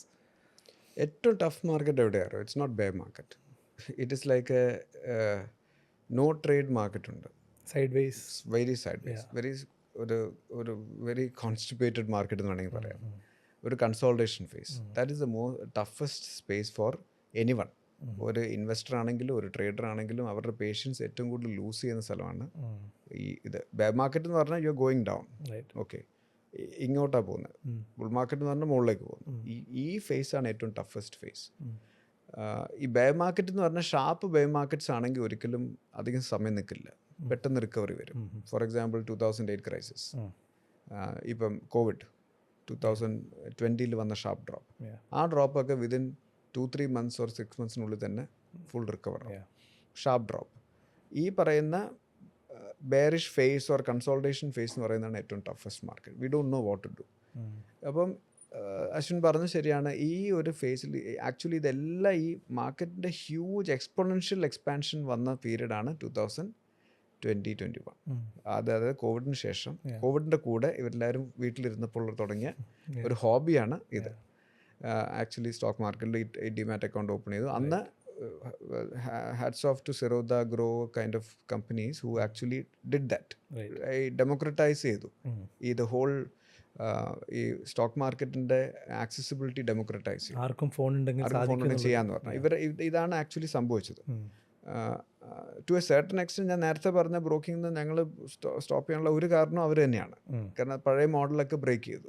Discount broking വന്നപ്പോൾ പഴയ model which was fine. Because I always value them as A that kind of people because who actually did some dramatic change into the industry. But at the same time ഞങ്ങളൊക്കെ ആഗ്രഹിച്ചിരുന്ന ഒരു കാര്യം അത് പൂർണ്ണമായിട്ട് സംഭവിച്ചോ എന്ന് ചോദിച്ചാൽ ഇല്ല. നമ്മൾ അന്നും ആഗ്രഹിച്ചിരുന്നതാണ് ഇത്രയും retail investors they should make money. പക്ഷേ നമുക്ക് you know that all the SEBI reports also to over the years last 5 years people have lost more than 2 lakh crore. 2 ലക്ഷം കോടിയാണ്. It's not small. ഓരോ വർഷവും ഏകദേശം 50,000 കോടി വെച്ചിട്ടാണ് റീറ്റെയിൽ ഇൻവെസ്റ്റേഴ്സിൻ്റെ പൈസ പോയിരിക്കുന്നത്. 92% people are losing money. Traders are basically losing money in F&O market. I'm talking about F&O market. But people who have created wealth എന്ന് പറയുന്ന മുഴുവൻ മ്യൂച്വൽ ഫണ്ടിലാണ്. Who have created wealth. അപ്പോൾ മ്യൂച്വൽ ഫണ്ടിൽ എന്ത് പറ്റി? SIP ത്രൂ വന്നിരിക്കുന്നതാണ് അവരുടെ create ചെയ്തിരിക്കുന്നത്. അപ്പം ഈ സോ കോൾഡ് ബേ മാർക്കറ്റിൻ്റെ ഈ ബുൾ മാർക്കറ്റും എല്ലാത്തിനും ചെയ്യുന്നത് ഞാൻ നേരത്തെ പറഞ്ഞ കാര്യം ഡിസിപ്ലിൻ ചെയ്യാൻ പറ്റും. Discipline, whether it is for investment or trading. Can you create a discipline? Right. Discipline is the only question. എങ്ങനെ വെൽത്ത് ജനറേറ്റ് ചെയ്യുക ഒരു ഇൻവെസ്റ്റർ? ഈ കറക്റ്റായിട്ട് വേവ് കണ്ടുപിടിച്ചിട്ട് എൻട്രി എക്സിറ്റ് ഒന്നും പ്രാക്ടിക്കലി ഇമ്പോസിബിൾ ആണ്. അതിന് ചെയ്യാൻ പറയുന്ന ഏറ്റവും ബിഗ്ഗസ്റ്റ് ഡിസിപ്ലിനാണ്. 8th വണ്ടർ എന്ന് പറയുന്നത് തന്നെയാണ് ഈ SIP compounding. Correct. SIP is A compounding factor. പക്ഷേ ഡിസിപ്ലിൻ ചെയ്യാൻ പറ്റും. എല്ലാവരും തുടങ്ങും. നമുക്ക് ഇപ്പോഴും സ്റ്റാറ്റിസ്റ്റിക്സ് അറിയാവുന്നതുകൊണ്ട് ഡെമോക്രറ്റൈസ് ചെയ്ത് നമ്മളെല്ലാവരും തുടങ്ങിയെങ്കിലും ഓൺലൈൻ ത്രൂ ചെയ്യുന്ന ആൾക്കാർക്ക് 3 months to 6 months life span ഉള്ളൂ. അതിനിടയിൽ അവർ ഡ്രോപ്പ് ചെയ്യാണ്. ഒരു ഡിസിഷൻ എടുത്തിട്ടാണ്, ഒരു ഗോളിലേക്ക് ഡിസിഷൻ എടുത്തിട്ട് സ്റ്റാർട്ട് ചെയ്തിട്ട് അത് കഴിഞ്ഞ് ഡ്രോപ്പ് ചെയ്യാണ്. ഒരു IFA ത്രൂ അല്ലെങ്കിൽ ഒരു അഡ്വൈസർ ത്രൂ പോകുന്നത് അറ്റ്ലീസ്റ്റ് 3 years നിൽക്കുന്നുണ്ട്. ശരിക്കും സ്റ്റോറി 3 years അല്ല നിൽക്കേണ്ടത്. It should stay for the whole period. 10 years plus എങ്കിലും നിൽക്കണം. ആ ഡിസിപ്ലിൻ ആണ് ഇൻവെസ്റ്റ്മെൻറ്റിൻ്റെ സൈഡിൽ. ട്രേഡിങ്ങിൻ്റെ സൈഡിലും സെയിം ഡിസിപ്ലിൻ ആണ്. Can you form a discipline? ഞാനൊരു സിമ്പിൾ വെറുതെ ഒരു കണക്ക് വയ്ക്കുക. ഒരാൾക്ക് 1 ലക്ഷം രൂപ ക്യാപിറ്റൽ. ഒരാൾ തീരുമാനിക്കുകയാണ് എനിക്ക് ഒരു ട്രേഡിൻ്റെ അകത്ത് ലാഭം 5,000 രൂപ, നഷ്ടം 5,000 രൂപ, 1:1 റേഷ്യോ എന്ന് തീരുമാനിക്കും. അപ്പോൾ 5,000 രൂപ എനിക്കൊന്ന് കാണിച്ചു തരും. ഈ ഡിസിപ്ലിൻ ഫോളോ ചെയ്യുന്നവരാണെങ്കിൽ 20 പ്രാവശ്യം കണ്ടിന്യൂസ്ലി ട്രേഡ് ലോസ് ആണെങ്കിൽ മാത്രമേ ആ 1 ലക്ഷം രൂപ ക്യാപിറ്റൽ പോകുള്ളൂ. അത് ഒരിക്കലും സംഭവിക്കില്ല. ഒരിക്കലും സംഭവിക്കില്ല. Practically impossible. അപ്പോൾ എവിടെ തെറ്റിക്കുന്ന? ഒന്നുകിൽ അയാൾ ക്യാപിറ്റൽ ഡിസിപ്ലിൻ തെറ്റും. കാരണം 5,000 രൂപയുടെ ലാഭത്തിന് എടുക്കാൻ 50,000 രൂപയുടെ നഷ്ടം എടുക്കും. തെറ്റി. You understood? അല്ലെങ്കിൽ പിന്നെ ട്രേഡ് ഡിസിപ്ലിൻ തെറ്റും. ഞാൻ എന്തോ ഒരു ട്രേഡ് ഫോർമാറ്റിലാണോ ചെയ്യേണ്ടത് അത് മാറ്റിച്ചിട്ട് വേറെ എന്തോ കാര്യങ്ങൾ ചെയ്യും. റിവെഞ്ച് ട്രേഡ് ആവും. Correct. Capital discipline, trade discipline. ഒരു ഡിസിപ്ലിൻ ഫോം ചെയ്ത് കഴിഞ്ഞാൽ you will win in both sides, whether you are N investor or A trader. പിന്നെ നമ്മൾ കണ്ടുകൊണ്ടിരിക്കുന്ന ഏറ്റവും വലിയ മിസ്റ്റേക്ക്, എല്ലാവരും ഇവിടെ ജനറലി എല്ലാവരും കണ്ടുകൊണ്ടിരിക്കുന്ന മിസ്റ്റേക്കാണ് ഇത് തമ്മിൽ മിക്സ് ചെയ്യും. ഇൻവെസ്റ്റ്മെൻറ്റും ട്രേഡിങ് തമ്മിൽ മിക്സ് ചെയ്യും. ടിപ്പിക്കൽ എക്സാമ്പിൾ പറയാം. ഒരു XYZ കമ്പനീനെ എടുക്കാൻ പോകുന്നത് ഒരു പെർട്ടിക്കുലർ ഒരു ന്യൂസിൻ്റെ ബേസ് ചെയ്ത് എടുക്കാൻ ഞാൻ തീരുമാനിക്കുകയാണ്. ഓക്കെ, ഇന്ന റിസൾട്ട് ബെറ്റർ ആകാൻ പോകുന്നു, എനിക്കറിയാം ഇതിൻ്റെ റിസൾട്ട് വരും. ആ കമ്പനി എന്താ ചെയ്യുന്നതെന്നൊന്നും അറിയില്ല. അല്ലെങ്കിൽ എന്തോ ഒരു ന്യൂസിൻ്റെ ബേസിൽ എടുക്കുകയാണ്. 100 രൂപയ്ക്ക് എടുക്കുന്നത് 110 രൂപയ്ക്ക് കൊടുക്കാൻ വേണ്ടിയിട്ടാണ് ചെയ്യുന്നത്. അപ്പോൾ എടുക്കുന്ന തീരുമാനം എന്തിനാണ്? ട്രേഡിങ്ങിൻ്റെ ബേസിലാണ്. ഓക്കെ, 110 ആയില്ല, ഇത് താഴേക്ക് പോയി തുടങ്ങി. താഴേക്ക് പോകുമ്പോൾ ടിപ്പിക്കൽ ട്രേഡർ ആണെങ്കിൽ 90 രൂപയാകുമ്പോൾ കട്ടാവണമല്ലോ. 1:1 എന്ന് പറഞ്ഞാൽ ടിപ്പിക്കൽ ട്രേഡ് എന്ന് പറഞ്ഞാൽ ആ ട്രേഡ് നടന്നില്ലെങ്കിൽ 90 രൂപ കട്ട് ചെയ്ത് ക്യാപിറ്റൽ മാറ്റി വേറെ ചെയ്യണം. അപ്പം 90 രൂപയാകുമ്പോഴത്തേക്ക് ഞാൻ സ്റ്റോറി ബോർഡ് ബിൽഡ് ചെയ്യുക. ആ കമ്പനി നമ്മൾ സ്ട്രോങ് ആണ്. അപ്പം ലോങ് ടേം ഇൻവെസ്റ്റർ ആവും. മനസ്സിലായില്ലേ? ഇൻവെസ്റ്ററായിട്ട് ഇത് ഇൻവെസ്റ്റ്മെൻറ്റ് പോർട്ട്ഫോളിയോയിൽ കൊണ്ടിടും. ട്രേഡിംഗ് പോർട്ട്ഫോളിയോയിൽ തുടങ്ങിയിട്ട് അത് ഇൻവെസ്റ്റ്മെൻറ്റ് പോർട്ട്ഫോളിയോയിൽ കൊണ്ടിടും. ഓക്കെ, തിരിച്ചും പറയാം. ഞാനൊരു സ്റ്റോറി ബോർഡ് 100 രൂപയ്ക്ക് എടുക്കുന്നത് ഇത് 1000 രൂപയാകാൻ പോകുന്ന മൾട്ടി ബാഗർ സ്റ്റോക്കാണ് എന്ന് വിചാരിക്കുക. ഓക്കെ, 100 എന്നുള്ളത് 140 150 50% റിട്ടേൺ. ഓ, ഭയങ്കര പ്രോഫിറ്റ്, വിറ്റ് കളയാം. ഇതാണ് 1000 രൂപയ്ക്ക് പോകുന്നത്. അപ്പം ഇൻവെസ്റ്റിംഗ് പോർട്ട്ഫോളിയോയ്ക്ക് ഞാൻ എടുത്ത സാധനം ട്രേഡിംഗ് പോർട്ട്ഫോളിയോ ആക്കി. ഇതാണ് 99% ആൾക്കാരും റീറ്റെയിൽ ആൾക്കാരും ചെയ്യുന്ന മിസ്റ്റേക്ക്. ഇതിനെ ഗ്രൂപ്പ് ചെയ്യാൻ കൺസോൾട്ടേറ്റ്, ഇതിനെ ആക്ച്വലി മനസ്സിലാക്കി ഇൻവെസ്റ്റ്മെൻറ്റ് പോർട്ട്ഫോളിയോ സെപ്പറേറ്റും ട്രേഡ് പോർട്ട്ഫോളിയോ സെപ്പറേറ്റും ആണെങ്കിൽ നമുക്ക് ആറാംസെ ഉറങ്ങാം. സെപ്പറേറ്റ് ആയിട്ട് ചെയ്താൽ ആറാംസെ ചെയ്യാം. You will build wealth, you will still B in the market, you will have the adrenaline rush on the market, but at the same time you will create wealth. It's a very simple discipline, but forming a discipline is the biggest difficulty. എല്ലാവർക്കും അറിയാമല്ലോ, നമ്മൾ പലപ്പോഴും distractions ആണല്ലോ, നമ്മുടെ ഇന്നത്തെ ലോകം മുഴുവൻ distraction ആണല്ലോ. ആ ഡിസ്ട്രാക്ഷൻസ് ഒഴിവാക്കി ചെയ്യാൻ പറ്റുവാണെങ്കിൽ ഏറ്റവും നല്ല കാര്യം. ബിജു മലയെ പറഞ്ഞിട്ടുണ്ട്, പുള്ളി ട്രേഡിങ്ങിൽ നിന്നാണ് ഇൻവെസ്റ്റ് ചെയ്യാനുള്ള വെൽത്ത് ആദ്യം ക്യാപിറ്റൽ ക്രിയേറ്റ് ചെയ്തത്, പിന്നെയാണ് വെൽത്ത് ബിൽഡ് ചെയ്തത്. അത് മാത്രമല്ല, അതിൻ്റെ അകത്തു നിന്നാണ് സ്റ്റോറി ബോർഡും വരുന്നത്. അതിൻ്റെ അകത്ത് മനസ്സിലാക്കുന്ന ഒരു ട്രേഡിംഗ് പോർട്ട്ഫോളിയോയിൽ എടുക്കുമ്പോൾ നമുക്ക് ഒരു ബന്ധമില്ലാത്ത ഒരു കമ്പനീനെ ആയിരിക്കും, എനിക്ക് അതിനെക്കുറിച്ച് ഒന്നും അറിയില്ല, അങ്ങനെയായിരിക്കും എടുക്കുന്നത്. പക്ഷേ അതിൻ്റെ അകത്ത് നിന്ന് പിന്നെയാണ് നമ്മൾ പഠിക്കാൻ തുടങ്ങുന്നത്. അങ്ങനെ പഠിച്ച് കൺവിക്ഷൻ വരുമ്പോഴാണ് നമ്മൾ ഇൻവെസ്റ്റ്മെൻറ്റ് പോർട്ട്ഫോളിയോയിലേക്ക് മാറ്റുന്നത്. ബട്ട് ഈ റീറ്റെയിൽ ബിസിനസിൻ്റെ കേസിൽ വരുമ്പോൾ മെയിൻ പ്രശ്നമാണ് ഈ ഒരു ഇമോഷണൽ എലിമെൻറ്റ്സ്, അതുപോലെ സൈക്കോളജിക്കൽ ബയസസ് ഒക്കെ ഉണ്ടല്ലോ. അപ്പോൾ അത് വലിയ പ്രശ്നമാണ്. കാരണം ഒരു കാര്യം വിചാരിച്ചപ്പോൾ നല്ലൊരു സ്റ്റോറി നമ്മൾ ബിൽഡ് ചെയ്തു, ഒരു ബോർഡ് ബിൽഡ് ചെയ്തു, നമുക്ക് നല്ല ട്രസ്റ്റ് ഉണ്ട്. ബട്ട് ദ മൊമെൻറ്റ് ആ സ്റ്റോക്ക് വീണ് തുടങ്ങുമ്പോൾ അത് മൊത്തം ഫ്ലിപ്പാവും. അപ്പോൾ നമ്മളതിന് നെഗറ്റീവ്സ് തരിഞ്ഞു പോകും. ബട്ട് അല്ലാതെ ന്യൂട്രലായിട്ട് ഒന്ന് റിസർച്ച് ചെയ്യുമ്പോൾ നമ്മൾ ഒരിക്കലും നെഗറ്റീവ്സും പോസിറ്റീവും അൺബയസ്ഡ് ആയിട്ട് പഠിക്കാനുള്ളൊരു മേ ബി എബിലിറ്റി കുറവായിരിക്കാം, അല്ലെങ്കിൽ പറ്റാത്തതായിരിക്കാം. അങ്ങനെ പല പ്രശ്നങ്ങൾ കൊണ്ടും ഒരുപാട് പേര് ലോസിലേക്ക് വീണ് പോകാറുണ്ട്. അത് അങ്ങനെയുള്ളവർ എനിക്ക് തോന്നുന്നു ഒരിക്കലും പ്രോഫിറ്റിലേക്ക് എത്തില്ല. കാരണം കയറി വരുമ്പോൾ വിൽക്കുകയില്ല, ഇടിയുമ്പോൾ വാങ്ങുകയില്ല, ഫുൾ ഒരു ഡൗട്ടിൽ നിൽക്കുന്ന ആളുകളായിരിക്കും. അപ്പം അടുത്തൊരു ചോദ്യം എനിക്കുള്ളത്, റീറ്റെയിൽ ഇൻവെസ്റ്റേഴ്സിന് മനസ്സിലാകാത്ത സിമ്പിളായിട്ടുള്ള 2 വേർഡ്സാണ് ഇൻഫ്ലേഷനും കോമ്പൗണ്ടിങ്ങും. അത് എല്ലാവർക്കും എന്നുള്ളതല്ല, ബട്ട് നമ്മളിപ്പോൾ ഒരു ഇൻഷുറൻസ് പ്രൊഡക്റ്റിലേക്ക് ഇൻവെസ്റ്റ് ചെയ്യാമെന്ന് വിചാരിക്കുക, ഈ ഇൻഷുറൻസ് പ്ലസ് ഇൻവെസ്റ്റ്മെൻ്റ് ആയിട്ടുള്ള പ്രൊഡക്ട്സിൽ ഇൻവെസ്റ്റ് ചെയ്യാമെന്ന് വിചാരിക്കുക. ചെയ്ത് കഴിയുമ്പോൾ മേ ബി ആളുകൾ പറയും, നമ്മൾ ഇട്ട പ്രീമിയത്തിൻ്റെ ഇത്ര times end of the term നമുക്ക് തിരിച്ച് കിട്ടും, അല്ലെങ്കിൽ സെയിം പ്രീമിയം ഡബിളായി തിരിച്ച് കിട്ടുമെന്നൊക്കെ പറയും. ഇപ്പോൾ 7 lakh പ്രീമിയം ഇട്ടാൽ ഒരു 14 lakhs ആയിട്ട് ആഫ്റ്റർ 40-50 years തിരിച്ച് കിട്ടും. അപ്പോൾ ആൾക്കാർ ഡബിൾ ആവില്ല എന്ന് വിചാരിക്കും. ബട്ട് IRR നോക്കുമ്പോൾ അവിടെ ഒരു 6% പോലും ഉണ്ടാവില്ല, റൈറ്റ്? അപ്പോൾ ആ ഒരു എബിലിറ്റി റീറ്റെയിൽ ഇൻവെസ്റ്റേഴ്സിന് വളരെ കുറവാണെന്ന് എനിക്ക് ഫീൽ ചെയ്യാറുണ്ട്. അത് മേ ബി എല്ലാവർക്കും നല്ല, ബട്ട് മെജോറിറ്റി ആൾക്കാരും അതൊന്നും റിയലൈസ് ചെയ്യാറില്ല. അപ്പോൾ എങ്ങനെ നമുക്ക് സിമ്പിളായിട്ട് എല്ലാവരും ഈ ഒരു കോൺസെപ്റ്റ് മനസ്സിലാക്കിപ്പിക്കാൻ എങ്ങനെ പറ്റും നമുക്ക്, ഇൻഫ്ലേഷൻ ആൻഡ് കോമ്പൗണ്ടിങ്, ഈ 2 കോൺസെപ്റ്റ്സ്? സോ ബേസിക്കലി ഇൻഫ്ലേഷനെ മനസ്സിലാക്കാൻ വളരെ സിമ്പിളാണ്. അവരുടെ ലൈഫിൽ അവരുടെ എക്സ്പെൻഡിച്ചർ വരുന്ന കാര്യങ്ങളിനെ മാത്രം വെച്ച് മനസ്സിലാക്കിയാൽ മതി. അതായത് അവരുടെ എക്സ്പെൻഡിച്ചർ ഒരു ഇന്ന വർഷം ചെയ്യുന്ന എക്സ്പെൻഡിച്ചർ ഒരു 5 വർഷം കഴിയുമ്പോൾ എത്രയായിരിക്കും.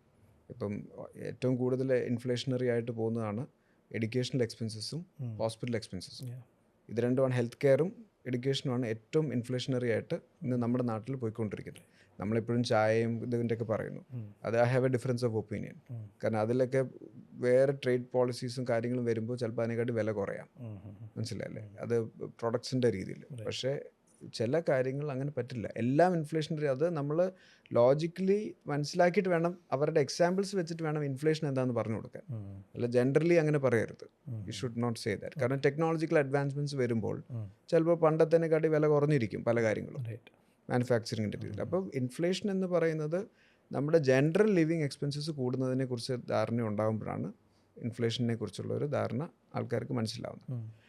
അപ്പം അത് ഇൻവെസ്റ്റ്മെൻ്റ് ആയിട്ട് എങ്ങനെ മനസ്സിലാക്കാമെന്ന് പറയുന്നത്, അതേ എക്സ്പെൻസസ് ഒരാൾ ചോദിക്കും, ഓക്കെ എനിക്ക് 10,000 രൂപ മതി ജീവിക്കാൻ എന്ന് പറഞ്ഞ്, അത് ആ 10,000 രൂപ കൊണ്ട് ജീവിക്കാൻ പറ്റുമോ എന്നുള്ളത് കാണിച്ചു കൊടുക്കും. പറ്റില്ല, ഇതിലേക്ക് വരണമെങ്കിൽ അപ്പോൾ ഇൻവെസ്റ്റ്മെൻറ്റ് ചെയ്താൽ ഇത്രയെങ്കിലും ആവണ്ടേ, മിനിമം. അതാണല്ലോ എൻ്റെ ഇൻഫ്ലേഷൻ അഡ്ജസ്റ്റ് ചെയ്യുന്ന return. Compounding is A very എന്താ പറയുക, ആൾക്കാർക്ക് എങ്ങനെ മനസ്സിലാക്കി കൊടുക്കണമെന്ന് ഇപ്പോഴും നമുക്ക് അറിയില്ല. കാരണം അത് എഫക്റ്റ് ചെയ്യണമെന്നുണ്ടെങ്കിൽ അവർ അനുഭവിച്ചാലേ മനസ്സിലാക്കുകയുള്ളൂ എന്നാണ് എനിക്കിപ്പോഴും തോന്നുന്നത്. നമ്മൾ എത്രയൊക്കെ തിയറിറ്റിക്കലി പറഞ്ഞു കൊടുത്താലും ഇറ്റ്സ് വെരി ഡിഫിക്കൾട്ട്. ഇപ്പോൾ കഴിഞ്ഞ ദിവസം I saw a post in one of the Instagram ഫീഡ്സിൻ്റെ അകത്ത് കണ്ടതാണ്. ഇപ്പം ഒരു എഫേർട്ടിൻ്റെ കോമ്പൗണ്ടിങ് ആലോചിക്കുക. ഒരു ദിവസം നമ്മൾ ഒന്നിന്ന് തുടങ്ങി, 365 ദിവസം ആ ഒന്ന് തന്നെ ചെയ്തുകൊണ്ടിരുന്നു കഴിഞ്ഞാൽ എന്തെങ്കിലും മാറുമോ? 1 തന്നെയാണ്, സെയിം. നമ്മുടെ എഫേർട്ട് 1, അതിൻ്റെ അത് എഫേർട്ടിൽ ഒരു 0.1 കൂട്ടി, 1/10 ഇൻക്രിമെൻ്റൽ എവറി ഡേ, ചെറുതായിട്ട് 0.1 കൂട്ടി. The difference will be you will be at 37. You will be at 37. That is compounding. 37 times better. 37 times you will be better than 365 days before. That is the incremental difference. അല്ലേ? നമ്മൾ എന്തൊരു habit പിക്ക് ചെയ്യുമ്പോഴും അങ്ങനെയല്ലേ? നമ്മളൊരു sport പിക്ക് ചെയ്യുമ്പോൾ, എല്ലാ ദിവസവും കളിച്ചുകൊണ്ടിരുന്ന ആ സ്പോർട്ടിൽ ബെറ്റർ ആവും. ഒരു സ്പോർട്ട് പിക്ക് ചെയ്യുമ്പോൾ, അല്ലെങ്കിൽ ഒരു റൈറ്റിംഗ് തുടങ്ങുകയാണ്, നമ്മൾ എഴുതാൻ തുടങ്ങുമ്പോൾ ഓക്കെ, നമ്മൾ ആദ്യം തുടങ്ങുമ്പോൾ നമുക്ക് ഒരു ലൈൻ പോലും എഴുതാൻ പറ്റില്ല. എഴുതി തുടങ്ങുമ്പോൾ നമ്മളത് എഴുതാൻ തുടങ്ങും, അടുത്ത ദിവസം 2 ലൈൻ എഴുതി, 3-4 ലൈൻ എഴുതി, then you become a pro on that. That is actually compounding. അതാണല്ലോ കോമ്പൗണ്ടിങ്. ആ കോമ്പൗണ്ടിങ് തന്നെയാണ് മണിയിലും എഫക്റ്റ് വരേണ്ടത്. Money should also think like that. അത് കോമ്പൗണ്ടിങ് വരണമെങ്കിൽ, എഫക്റ്റ് ചെയ്യണമെങ്കിൽ ഞാൻ കണ്ടിരിക്കുന്ന ഒരേ ഒരു tool SIP through the compounding effect. കാരണം ആൾക്കാർ എപ്പോഴും ചിന്തിക്കുന്നത് ഓക്കെ, മുകളിൽ കയറിയിരിക്കുമ്പോൾ എന്ത് ചെയ്യും, താഴെ ഇരിക്കുമ്പോൾ എന്ത് ചെയ്യും. Irrespective of, there was another report in ET, I think, irrespective of where you invested in 10 years time, whether you invested at the top point or the bottom point, 10 years time your return will be same. Because it is compounding. Because അത് rupee cost averaging വരികയാണ് അല്ലേ? മുകളിൽ ഇപ്പം 1000 രൂപ ഇട്ടു, 10 രൂപയുടെ NAV ആണെങ്കിൽ 100 unit കിട്ടും. 1000 രൂപ ഇട്ടു, 8 രൂപയുടെ NAV ആണെങ്കിൽ 120 യൂണിറ്റ് കിട്ടും. 12 രൂപയാണെങ്കിൽ എന്ത് പറ്റും? 80 യൂണിറ്റ് കിട്ടും. അപ്പോൾ ഓട്ടോമാറ്റിക്കലി ആവറേജിങ് വരികയല്ലേ? അതല്ലേ കോമ്പൗണ്ടിങ് ആവുന്നത്.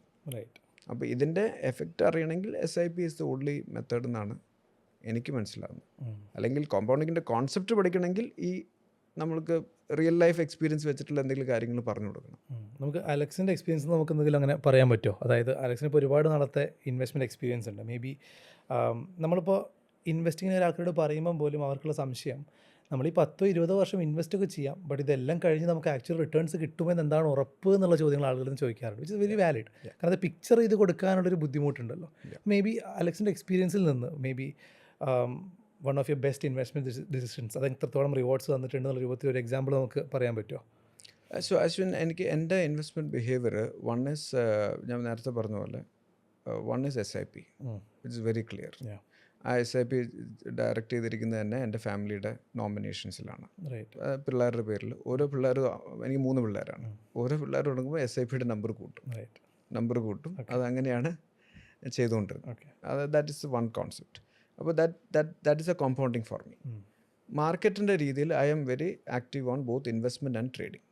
Investment is very clear that I will buy invest. എനിക്ക് ഒരു 100 സ്റ്റോക്കൊന്നും ഉണ്ടാവില്ല, 50 സ്റ്റോക്കിൽ എനിക്ക് മാക്സിമം വന്ന ഒരു 5 സ്റ്റോക്കൊക്കെ ഉണ്ടാവുള്ളൂ. അതുണ്ടാവുകയാണെങ്കിൽ ആ കൺവിക്ഷൻ വരുമ്പോഴേ എടുക്കുകയുള്ളൂ ഇൻവെസ്റ്റ്മെൻറ്റിൻ്റെ. ട്രേഡിങ്ങിൽ ഐ ഡു ഓപ്ഷൻസിൽ ഈ പറഞ്ഞ കവേർഡ് സ്ട്രാറ്റജീസ് ഒരുപാട് കാര്യം ട്രേഡിങ് അത് ആക്റ്റീവായിട്ട് ചെയ്യും. അപ്പോൾ ട്രേഡിംഗ് എന്ന് പറയുന്നത് എന്നെ സംബന്ധിച്ചുള്ള ഒരു P&L ഗെയിമാണ്. എവറി മന്ത് എൻ്റെ P&L റൺ ചെയ്യും. It's A P&L game.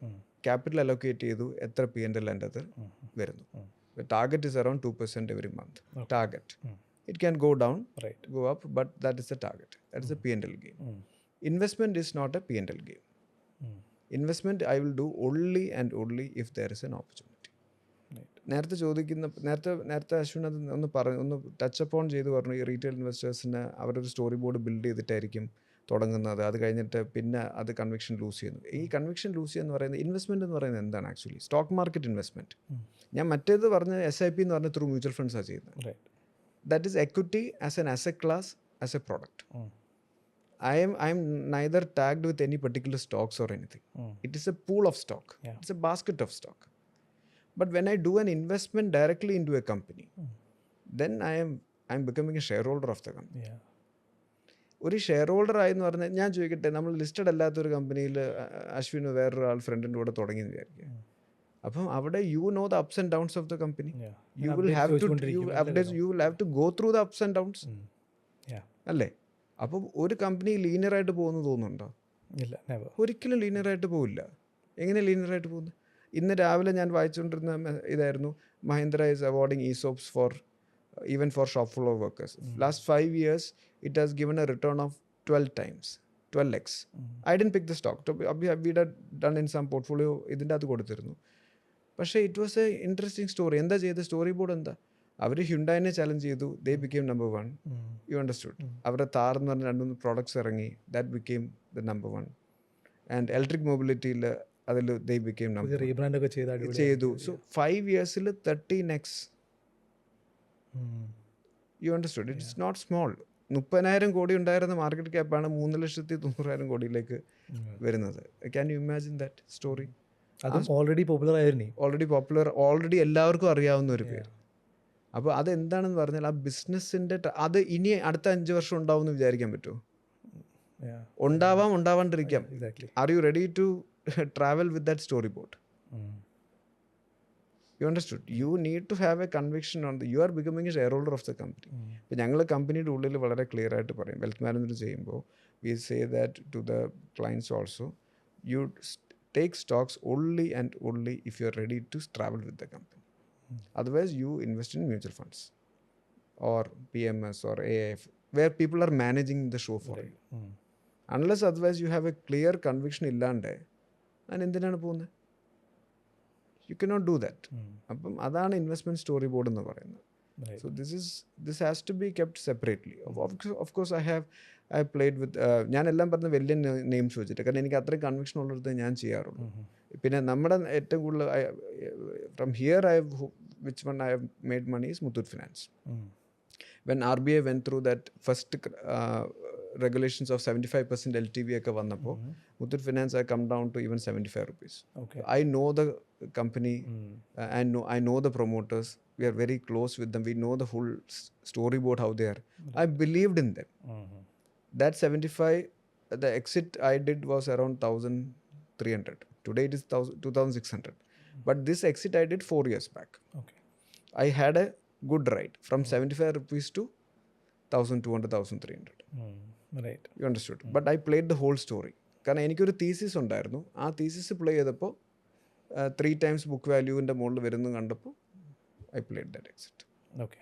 നമ്മൾ ഈ ഈവൻ റിലയൻസിൻ്റെ സ്റ്റോറി പറയുമ്പോൾ പോലും ഞാൻ ഇൻട്രസ്റ്റിംഗ് ആയിട്ടുള്ള കാര്യം നോട്ടീസ് ചെയ്തത്, ഐ തിങ്ക് 2007-08 മുതൽ നെക്സ്റ്റ് ഒരു 7-8 ഇയേഴ്സിൻ്റെ പീരീഡ് നോക്കിയാൽ ആ പീക്കിൽ നിന്ന് നോക്കുമ്പോൾ റിലയൻസ് 0% റിട്ടേൺസ് ഓവർ ഒരു 7-8 ഇയേഴ്സിൽ തന്നിട്ടുള്ളത്. ബട്ട് ഫ്രം ദാറ്റ് പോയിൻറ്റ് അവർ ഇത് 500-600% ഗ്രോത്ത് തന്നു. So that's how stock market works. അത് കാരണം കോമ്പൗണ്ടിങ് നമ്മളിപ്പോൾ FD ഒക്കെ പറയുന്ന പോലെ പെർ ഇയർ റിട്ടേൺസ് അല്ല തരിക, പകരം over A long period of time നമുക്കൊരു 20-25% CAGR ഒരു കമ്പനി വളരാമെന്നുള്ളതാണ്. ഐ തിങ്ക് ഈ ഒരു കോൺസെപ്റ്റും ആളുകളിലേക്ക് എത്തുന്നേ ഉള്ളൂ ഇപ്പോൾ, റൈറ്റ്? ആയി വരുന്നതല്ലേ ഉള്ളൂ. അതുപോലെ ഇപ്പോൾ അലക്സിൻ്റെ ഇൻവെസ്റ്റേഴ്സ് ഉണ്ടല്ലോ, അലക്സ് വർക്ക് ചെയ്യുന്ന ക്ലയൻസ് ഉണ്ടല്ലോ, ആ ക്ലയൻസിന് എന്തെങ്കിലും സ്റ്റോറി ഷെയർ ചെയ്യാനുണ്ടോ? ഫോർ എക്സാമ്പിൾ ചെറിയ എമൗണ്ട് വെച്ച് SIP പോലെ മ്യൂച്വൽ ഫണ്ട്സ് ഒക്കെ ത്രൂ ചെയ്തിട്ട് നല്ലൊരു സിഗ്നിഫിക്കൻറ്റ് വെൽത്ത് ക്രിയേറ്റ് ചെയ്തത്. ഒന്നുമല്ല, നമ്മളുടെ വ്യൂവേഴ്സിന് ഒരു സെൻസ് ഓഫ് കോൺഫിഡൻസ് ബിൽഡ് ചെയ്യാൻ വേണ്ടി മാത്രം ചോദിക്കണം. പേരൊന്നും പറയണ്ട, ജസ്റ്റ് ഒരു എക്സ്പീരിയൻസ്. ഞാൻ അശ്വിൻ, ഞാൻ നമ്മുടെ ട്രെഡ് ചെയ്യുന്നൊരു path interesting. Thanks for asking that question. I think I'm extremely happy to share this thing also. കാരണം നമ്മൾ ട്രെഡ് ചെയ്യുന്ന പാത്ത് വെൽത്ത് മാനേജ്മെൻറ്റ് എന്ന് പറയുമ്പോൾ, ഈ വെൽത്ത് മാനേജ്മെൻറ്റ് എല്ലാവരുടെയും ഒരു മിത്തുണ്ട്. വെൽത്ത് ഉള്ളവർക്കാണല്ലോ വെൽത്ത് മാനേജ്മെൻറ്റ്. കറക്റ്റ് ആണല്ലോ? എല്ലാവരും ചിന്തിക്കുന്നതാണല്ലോ, അതൊരു മിത്താണ്. വലിയ ക്യാപിറ്റൽ വേണം. അത് ആക്ച്വലി അങ്ങനെയാണ് ഈ so called wealth managers position ചെയ്തിരിക്കുന്നത്. വലിയ വലിയ കമ്പനികൾ wealth managers are positioning, they start from a kitty of 1 crore check വേണം. എല്ലാവരും എന്നോട് ചോദിക്കും എത്ര വേണം തുടങ്ങാൻ. അപ്പോൾ ഞാൻ എൻ്റെ reply is, a person who is taking a decision to do a 5,000 rupee SIP is taking the decision to become financially independent and wealth management start ചെയ്യാൻ ജോണി. ഇത് വെച്ചിട്ട് ഞാനൊരു എക്സാമ്പിൾ പറയാം. സോ എൻ്റെ പേഴ്സണൽ ഓർ ഹൗസിലെ എൻ്റെ right hand ഒരു കാര്യസ്ഥൻ എന്ന് പറയുന്ന എൻ്റെ കൂടെ 20 years ആയിട്ടുണ്ട്. So he hails from, I'm not putting the name പറഞ്ഞ, ഹി ഹെയിൽസ് ഫ്രം ട്രിവാൻഡ്രം. സാധാരണ എൻ്റെ വീട്ടിലെ കാര്യങ്ങളും എല്ലാ കാര്യങ്ങളും നോക്കുന്നതാണ്. സോ അവരുടെയൊക്കെ ഫസ്റ്റ് ആഗ്രഹങ്ങൾ എന്തായിരിക്കും? ഒരു വീട് വെക്കുക. ആ സെക്യൂരിറ്റി ആണല്ലോ എല്ലാവരുടെയും ആഗ്രഹം. ആ വീടൊക്കെ വെച്ച് കഴിഞ്ഞാൽ കല്യാണം കഴിഞ്ഞ് കുട്ടി ഉണ്ടായപ്പോൾ മൂത്ത മോക്ക് ഇപ്പം 10 വയസ്സായിരിക്കും, എൻ്റെ മൂന്നാമത്തെ ആളുടെ പ്രായം. 10 വയസ്സായപ്പോൾ തുടങ്ങി. അപ്പോൾ ഞാൻ അന്ന് ഇൻട്രൊഡ്യൂസ് ചെയ്തൊരു കൊടുത്തു. ഞാൻ പറഞ്ഞു ഞാനൊരു SIP തുടങ്ങും, എൻ്റെ അക്കൗണ്ടിൽ പൈസ ഇടും, അത് കറക്റ്റായിട്ട് ഇടും. ഒരു 2000 രൂപയുടെ SIP ഞാൻ ചെയ്തു കൊടുത്തു. അത് അവിടെ നിൽക്കണം, അത് വേറെ ഒന്നിനും ഉപയോഗിക്കരുത്. 2000 റുപ്പീസിൻ്റെ ഇട്ട് കൊടുക്കണം. അത് മോടെ പഠിത്തത്തിന് വേണ്ടിയിട്ട് ഫ്യൂച്ചറിൽ അത് ഉപയോഗിക്കുക, ആ സമയത്ത് ഉപയോഗിക്കുക എന്ന് പറഞ്ഞ് തുടങ്ങിയത്. ഇന്ന് ഹീസ് ആക്ച്വലി ഞങ്ങളുടെ വെൽത്തിൻ്റെ ക്ലാസിഫിക്കേഷനിൽ 10 ലക്ഷത്തിൻ്റെ മുകളിലായി കഴിഞ്ഞ വെൽത്താണ്. ഇന്ന് his portfolio is more than 25 lakhs. Only with I am talking about financial investments. പുള്ളിയുടെ വീടോ മറ്റേ കാര്യങ്ങളോ അതൊന്നുമല്ല ഒന്നും ഞാൻ പറയുന്നത്. ആ സ്റ്റാർട്ട് ചെയ്ത ഇൻവെസ്റ്റ്മെൻറ്റ് മാത്രമായിട്ട് അത് വെച്ചിട്ടും പിന്നെ he is putting SIP of around 15,000. Okay. Because he is growing the confidence. And interestingly വേറെ കുറേ കാര്യങ്ങൾ ചെയ്തു. നമുക്ക് ഞങ്ങളുടെ വെൽത്തിൻ്റെ ഡെഫിനിഷൻ വരുമ്പോൾ ഞങ്ങൾക്ക് 2 പാരാമീറ്ററാണ്. ഒന്ന് ക്യാപിറ്റൽ, 10 ലക്ഷത്തിൻ്റെ മുകളിലാകുമ്പോഴാണ് വെൽത്ത് ക്ലയൻറ്റ് എന്ന് പറയുന്നത്. നമ്മൾ ഇൻറ്റേർണൽ, കാരണം നമുക്ക് പല പല ക്ലാസിഫിക്കേഷനുണ്ട്. ആദ്യം ഒരു പ്രോഡക്റ്റ് മാത്രം സബ്സ്ക്രൈബ് ചെയ്യുന്ന ആൾക്കാരുണ്ടാവും. ചിലപ്പോൾ ഒരു SIP മാത്രമായിരിക്കും, ചിലപ്പോൾ ഒരു ഡിമാറ്റ് അക്കൗണ്ട് മാത്രമായിരിക്കും. അങ്ങനെ ചെയ്യുന്ന ആൾക്കാർ ഒരു ക്ലാസിഫിക്കേഷൻ. പക്ഷേ the day that person subscribes 3 product എന്ന് പറഞ്ഞാൽ മ്യൂച്വൽ ഫണ്ട് ഉണ്ടാവും, ഒരു ഡിമാറ്റ് അക്കൗണ്ട് ഉണ്ടാവും, ഒരു ഇൻഷുറൻസ് ഉണ്ടാവും. Insurance as a cover, understood, not as an investment, as a cover. ഇങ്ങനെ 3 ഉണ്ടെങ്കിൽ automatically becomes a wealth claim. Okay. So he has, and also fourth product, പല പ്രോഡക്റ്റുകളുണ്ട്. ഫോർത്ത് പ്രോഡക്റ്റ് ഇസ് NCDs ഉണ്ട്, ഇങ്ങനെ പല പ്രോഡക്ട്സ് ഉണ്ട്. കാരണം ബെറ്റർ ദാൻ FD എന്നുള്ള രീതിയിൽ. അപ്പോൾ he has actually 5 products today. Okay. 5 products today. Yeah. I just introduced into a concept of financial thing. Rest he only took charge. And interestingly പുള്ളി എന്ത് ചെയ്തെന്ന് പറഞ്ഞാൽ ഈ ഗോൾഡ് ലോൺ വെച്ചിട്ട് ആ ആർബിട്രാജ് ഉൾപ്പെടെ പ്ലേ ചെയ്തു. ഗോൾഡ് ലോൺ വെച്ച് പറഞ്ഞാൽ ഇപ്പോൾ 4% കിട്ടുമല്ലോ ഈ അഗ്രി ലോൺ എന്ന് പറഞ്ഞിട്ട്. അത് വെച്ചിട്ട് 4% ഗോൾഡ് പ്ലജ് ചെയ്തിട്ട്, വീട്ടിലെടുത്ത ഗോൾഡ് പ്ലജ് ചെയ്തിട്ട് ആ 4% എടുത്തിട്ട് മുത്തൂറ്റിൻ്റെ NCD കൊണ്ടിട്ടു. ആളൊരു എക്സ്പെർട്ടായി. 10%, ആ 6% ആർബിട്രാജ് കിട്ടാൻ. You understood? അപ്പോൾ ഒന്ന് ആലോചിച്ച് നോക്കൂ. So when you give that, അപ്പോൾ ആരാണ് ഈ wealth? Who is actually wealth? It is just about understanding something. You are unlocking something. ആ അൺലോക്ക് ചെയ്താണ്, മനസ്സിലായില്ല? ആ അൺലോക്ക് ചെയ്യുന്നതാണ് ഈ സോ കോൾഡ് സ്റ്റോറി ബോർഡ്സ്. അതുകൊണ്ട് നമ്മൾ ഈ വലിയ യൂസുഫ് അലിക്കയുടെ സ്റ്റോറി ഒന്നും അല്ല പറയണ്ടത്. യൂസുഫ് അലിക്കയുടെ സ്റ്റോറിയൊക്കെ വേറെ സ്റ്റോറിയാണ്. ഇൻവെസ്റ്റർ സ്റ്റോറി എന്ന് പറഞ്ഞാൽ സാധാരണ അപ്പുറത്തുള്ള ആൾക്കാർ ചെയ്യുന്ന സ്റ്റോറി പറയാൻ പറ്റുമ്പോഴാണ് ഈ മൾട്ടിപ്ലിക്കേഷൻ വരുന്നത്. അതും പുള്ളി ഫൈനാൻസ് എക്സ്പേർട്ട് അല്ല, ഒരു സാധാരണ ജോലിക്കാരനാണ്. അവിടെ നിന്നാണ് പുള്ളി ചെറിയ എമൗണ്ടിൽ സ്റ്റാർട്ട് ചെയ്യുന്നത്. അത് ഞാനൊരു ഇൻട്രൊഡക്ഷൻ കൊടുത്തേ ഉള്ളൂ, ബാക്കിയെല്ലാം it's completely on his own. So that is the story which I would always be happy to tell to anyone for that matter. I think ഈ 5,000 rupees ഒക്കെ മാറ്റി വെക്കുക എന്നുള്ളത് ഒരുപാട് പേർക്ക് പോസിബിൾ ആയിട്ടുള്ള കാര്യമാണ്. ഒരുപാട് പേർക്ക് റൈറ്റ്. ഇപ്പോൾ ഈവൻ ഞാൻ എപ്പോഴും പറയുന്ന ഒരു നമ്പറാണ്, അറ്റ്ലീസ്റ്റ് നമ്മൾ 20% ഓഫ് അവർ സാലറി അല്ലെങ്കിൽ ഇൻകം നമ്മൾ ഇൻവെസ്റ്റ് ചെയ്യാൻ ശ്രമിക്കുക. 30,000 രൂപ ശമ്പളം ഉണ്ടെങ്കിൽ പോലും ദേ കൻ ഇൻവെസ്റ്റ് 6,000 rupees എ മന്ത്. അപ്പോൾ അതുകൊണ്ട് തന്നെ എത്ര വെൽത്ത് നമുക്ക് ഈ ഒരു എക്സാമ്പിൾ വെച്ച് പറയുകയാണെങ്കിൽ ക്രിയേറ്റ് ചെയ്യാൻ പറ്റും എന്നുള്ളത്. ആൻഡ് അനദർ തിങ് ഇസ് ചെയ്തേ മനസ്സിലാക്കാൻ പറ്റുള്ളൂ എന്നുള്ളതാണ് അല്ലേ. സോ അതിനും ഞങ്ങൾ വേറൊരു ടിപ്പിക്കൽ സ്റ്റോറി ബോർഡ് അൺഫോൾഡ് ചെയ്യാൻ ട്രൈ ചെയ്യുന്നത് ഇങ്ങനെയാണ്. അതായത് ഇപ്പോൾ ഫോർ എക്സാമ്പിൾ ഒരു ഹോം ലോൺ എടുക്കുന്ന ആൾക്കാരാണല്ലോ. ഹോം ലോൺ എടുക്കുമ്പോൾ എപ്പോഴും നമുക്കൊരു ഇതുണ്ട്, എത്രയും പെട്ടെന്ന് ലോൺ അടച്ചെടുക്കണം എന്ന് പറയുന്നതാണ്. അതാണല്ലോ എല്ലാവരും ടിപ്പിക്കൽ ഡെറ്റിൻ്റെ ഒഴിവാക്കേണ്ടത്. അപ്പോൾ ഞങ്ങളുടെ റെക്കമെൻഡേഷൻ ആക്ച്വലി അങ്ങനെയല്ല. ഞങ്ങളുടെ റെക്കമെൻഡേഷൻ ചെയ്യുമ്പോൾ ആ ലോണിൻ്റെ, അപ്പോൾ ആളുടെ ഇൻകം സ്ട്രീമിനെ വെച്ചിട്ടാണല്ലോ ചെയ്യുന്നത്. ആളുടെ ഇൻകം സ്ട്രീമിൻ്റെ ഇതിൽ ഇപ്പം ഒരാൾക്ക് 10 വർഷം കൊണ്ട് ലോൺ അടയ്ക്കാൻ പറ്റുന്ന ആളാണെങ്കിൽ we recommend him to take it to 20 years. So that means EMI becomes half. And with that half EMI, you invest in mutual funds. Right. As an SIP. So what happens over a period of 20 years, the interest you are paying to the home loan will be more than that covered with the wealth you are generating through the mutual funds. Interest diminishing ആണ്. Yes. Interest diminishing ആണ്, മറ്റേത് compounding ആണ്. Got it. It's a very simple context. Right. അത് പക്ഷേ ആൾക്കാർ എത്ര പേര് ഇതിങ്ങനെ ഒരു 1-on-1 ഇരുന്ന് പറഞ്ഞു കൊടുക്കുമ്പോൾ അതിൻ്റെ നമ്പേഴ്സൊക്കെ വെച്ച് കാണിച്ചു കൊടുക്കുമ്പോഴേ ആൾക്കാർക്ക് അത് പറയാൻ പറ്റുള്ളൂ. സൈക്കോളജിക്കൽ എലിമെന്റ്സ് ഉണ്ട്, ഡിസിപ്ലിൻസ് ഉണ്ട്, കുറേ കാര്യങ്ങളുണ്ട്. ഈ ഡിസിപ്ലിനൊക്കെ ഫോം ചെയ്യണ്ടേ. എല്ലാവർക്കും കംഫർട്ടബിൾ ആയിരിക്കും ഒരു ഡെറ്റ് ഉള്ളത്, അതില്ലെങ്കിലായിരിക്കും കംഫർട്ടബിൾ ആവുക. പക്ഷേ ഫിനാൻഷ്യൽ പ്രൂഡൻസിൻ്റെ കാര്യങ്ങളാണ് നമ്മൾ റൈറ്റ്. ഇത് പറയുന്നുള്ളൂ. അത് I'm not talking about even equity market വേണമെന്ന് ആരും പറയുന്നില്ല. Compounding effect can play in the same debt markets also. മനസ്സിലായില്ലേ? Even with 6 or 7% return also compounding will play a different role on that. മനസ്സിലായില്ലേ? ഞാൻ ഈ അടുത്ത് Deepak ക്ഷണയില്ലേ capital mind, പുള്ളിയുടെ ഒരു പോഡ്കാസ്റ്റ് കാണുന്നത്. പുള്ളി പറയുന്നുണ്ട് നമ്മളിപ്പോൾ എക്വിറ്റി മാർക്കറ്റിൽ ഒരു 10,000 rupees SIP സ്റ്റാർട്ട് ചെയ്ത് 15% കോമ്പൗണ്ട് ചെയ്യുകയാണെന്ന് വിചാരിക്കാം. അതും ഡെറ്റ് മാർക്കറ്റിൽ നമ്മൾ ഇൻവെസ്റ്റ് ചെയ്തിട്ട് ഒരു 10% സ്റ്റെപ്പ് അപ്പ് ആനുവലി ചെയ്താലും സിമിലർ റിട്ടേൺസാണ് കിട്ടുക. സോ അതൊക്കെ സെയിം തിങ് എല്ലാവരും ചിന്തിക്കാത്തൊരു കാര്യങ്ങളാണ് അത്. But it's very simple thing. പിന്നെ നേരത്തെ പറഞ്ഞൊരു കാര്യം, ഈ ഡിസിഷൻ ആണ് ഇതിൻ്റെ അത് കാര്യം. ഇപ്പോൾ ഒരാൾക്ക് 10,000 രൂപ കിട്ടുന്നുണ്ടോ 10 ലക്ഷം രൂപ കിട്ടുന്നുണ്ടോ എന്നുള്ളത് ഇമ്മെറ്റീരിയലാണ്. അപ്പം ഞാൻ ചോദിക്കട്ടെ, അപ്പം സോ ആ ഫിനാൻഷ്യൽ പ്രൂഡൻസ് എന്ന് പറയുന്നത് ഒരാളുടെ ഉള്ളിലുള്ള കാര്യങ്ങളല്ലേ. So how come Vijay Mallya went in to a soup? എന്തുകൊണ്ട് വരേണ്ടി വന്നു? Because over leveraging. Correct. Financial prudence 10,000 രൂപയുള്ള ആൾക്കും ചെയ്യാം, 10 ലക്ഷം രൂപയുള്ള ആൾക്കും ചെയ്യാം. അത് ഡിസിഷനാണ്. മനസ്സിലായി? ആ ഡിസിഷനാണ്. അത് 1,000 രൂപ ചെയ്യണോ 10 ലക്ഷം ചെയ്യണോ എന്ത് ചെയ്യണം എന്നുള്ള up to them to figure it out. Again coming back to the same thing called discipline. Can you be disciplined on it? Okay. അപ്പോൾ ഈ മൾട്ടിപ്പിൾ ഓപ്ഷൻസ് മുന്നിലുള്ളപ്പോൾ ഒരു റീറ്റെയിൽ ഇൻവെസ്റ്റർ ഏത് ചൂസ് ചെയ്യണം? എൻ്റെ ഓപ്ഷൻസ് എന്ന് പറയുന്നത് ഒന്ന് ട്രേഡിംഗ് ആണ്, ഒബ്വിയസ്ലി എല്ലാവരും അട്രാക്റ്റ് ആവുന്ന സാധനം. 2 മ്യൂച്വൽ ഫണ്ട്സ് ആണ്. 3 ഡയറക്റ്റ് സ്റ്റോക്ക് മാർക്കറ്റ് ഇൻവെസ്റ്റ്മെൻറ്റ്സ് ആണ്. So what would you recommend? I will say have all three. All three, but in different buckets. Okay. So mutual funds have to be put in for a goal. SIP in mutual funds for a goal. ഒരു ഗോളിന് വേണ്ടിയിട്ടാണ്, ഒരു പ്രത്യേക ഗോളിന് വേണ്ടി. Trading is for you to be engaged in the market and also get an income gain. If you are smart enough, if you are good enough, you become an income gain. ഞാൻ നേരത്തെ പറഞ്ഞല്ലോ, നമ്മൾ target ചെയ്യുന്ന 2% ROI on A monthly basis. അത് ചിലപ്പോൾ മൈനസും പോവാം, അതൊരു business അല്ലേ, മൈനസും പോവാം പ്ലസും പോവാം. പക്ഷേ ഫോളോ ദ ഡിസിപ്ലിനായിട്ട് ഫോളോ ചെയ്താൽ നമ്മൾ കംപ്ലീറ്റ്ലി ടേക്കൺ ഔട്ട് ആവാൻ പാടില്ല. അതിൻ്റെ പോർട്ട്ഫോളിയോ സെപ്പറേറ്റ് ആയിരിക്കണം. മനസ്സിലായി? ഇപ്പോൾ 100 രൂപയുണ്ടെങ്കിൽ SIP യുടെ കാര്യം ഞാൻ പറയുന്നില്ല. SIP is A separate discipline. അത് 5, 10, 20 രൂപ 20% കൊടുക്കണേ 20% കൊടുക്കുക. അത് ഡിസിപ്ലിനായിട്ട് പോട്ടെ. 100 രൂപയുണ്ട്, 20 രൂപ അത് പോട്ടെ. ബാക്കി 80 രൂപയുണ്ട്.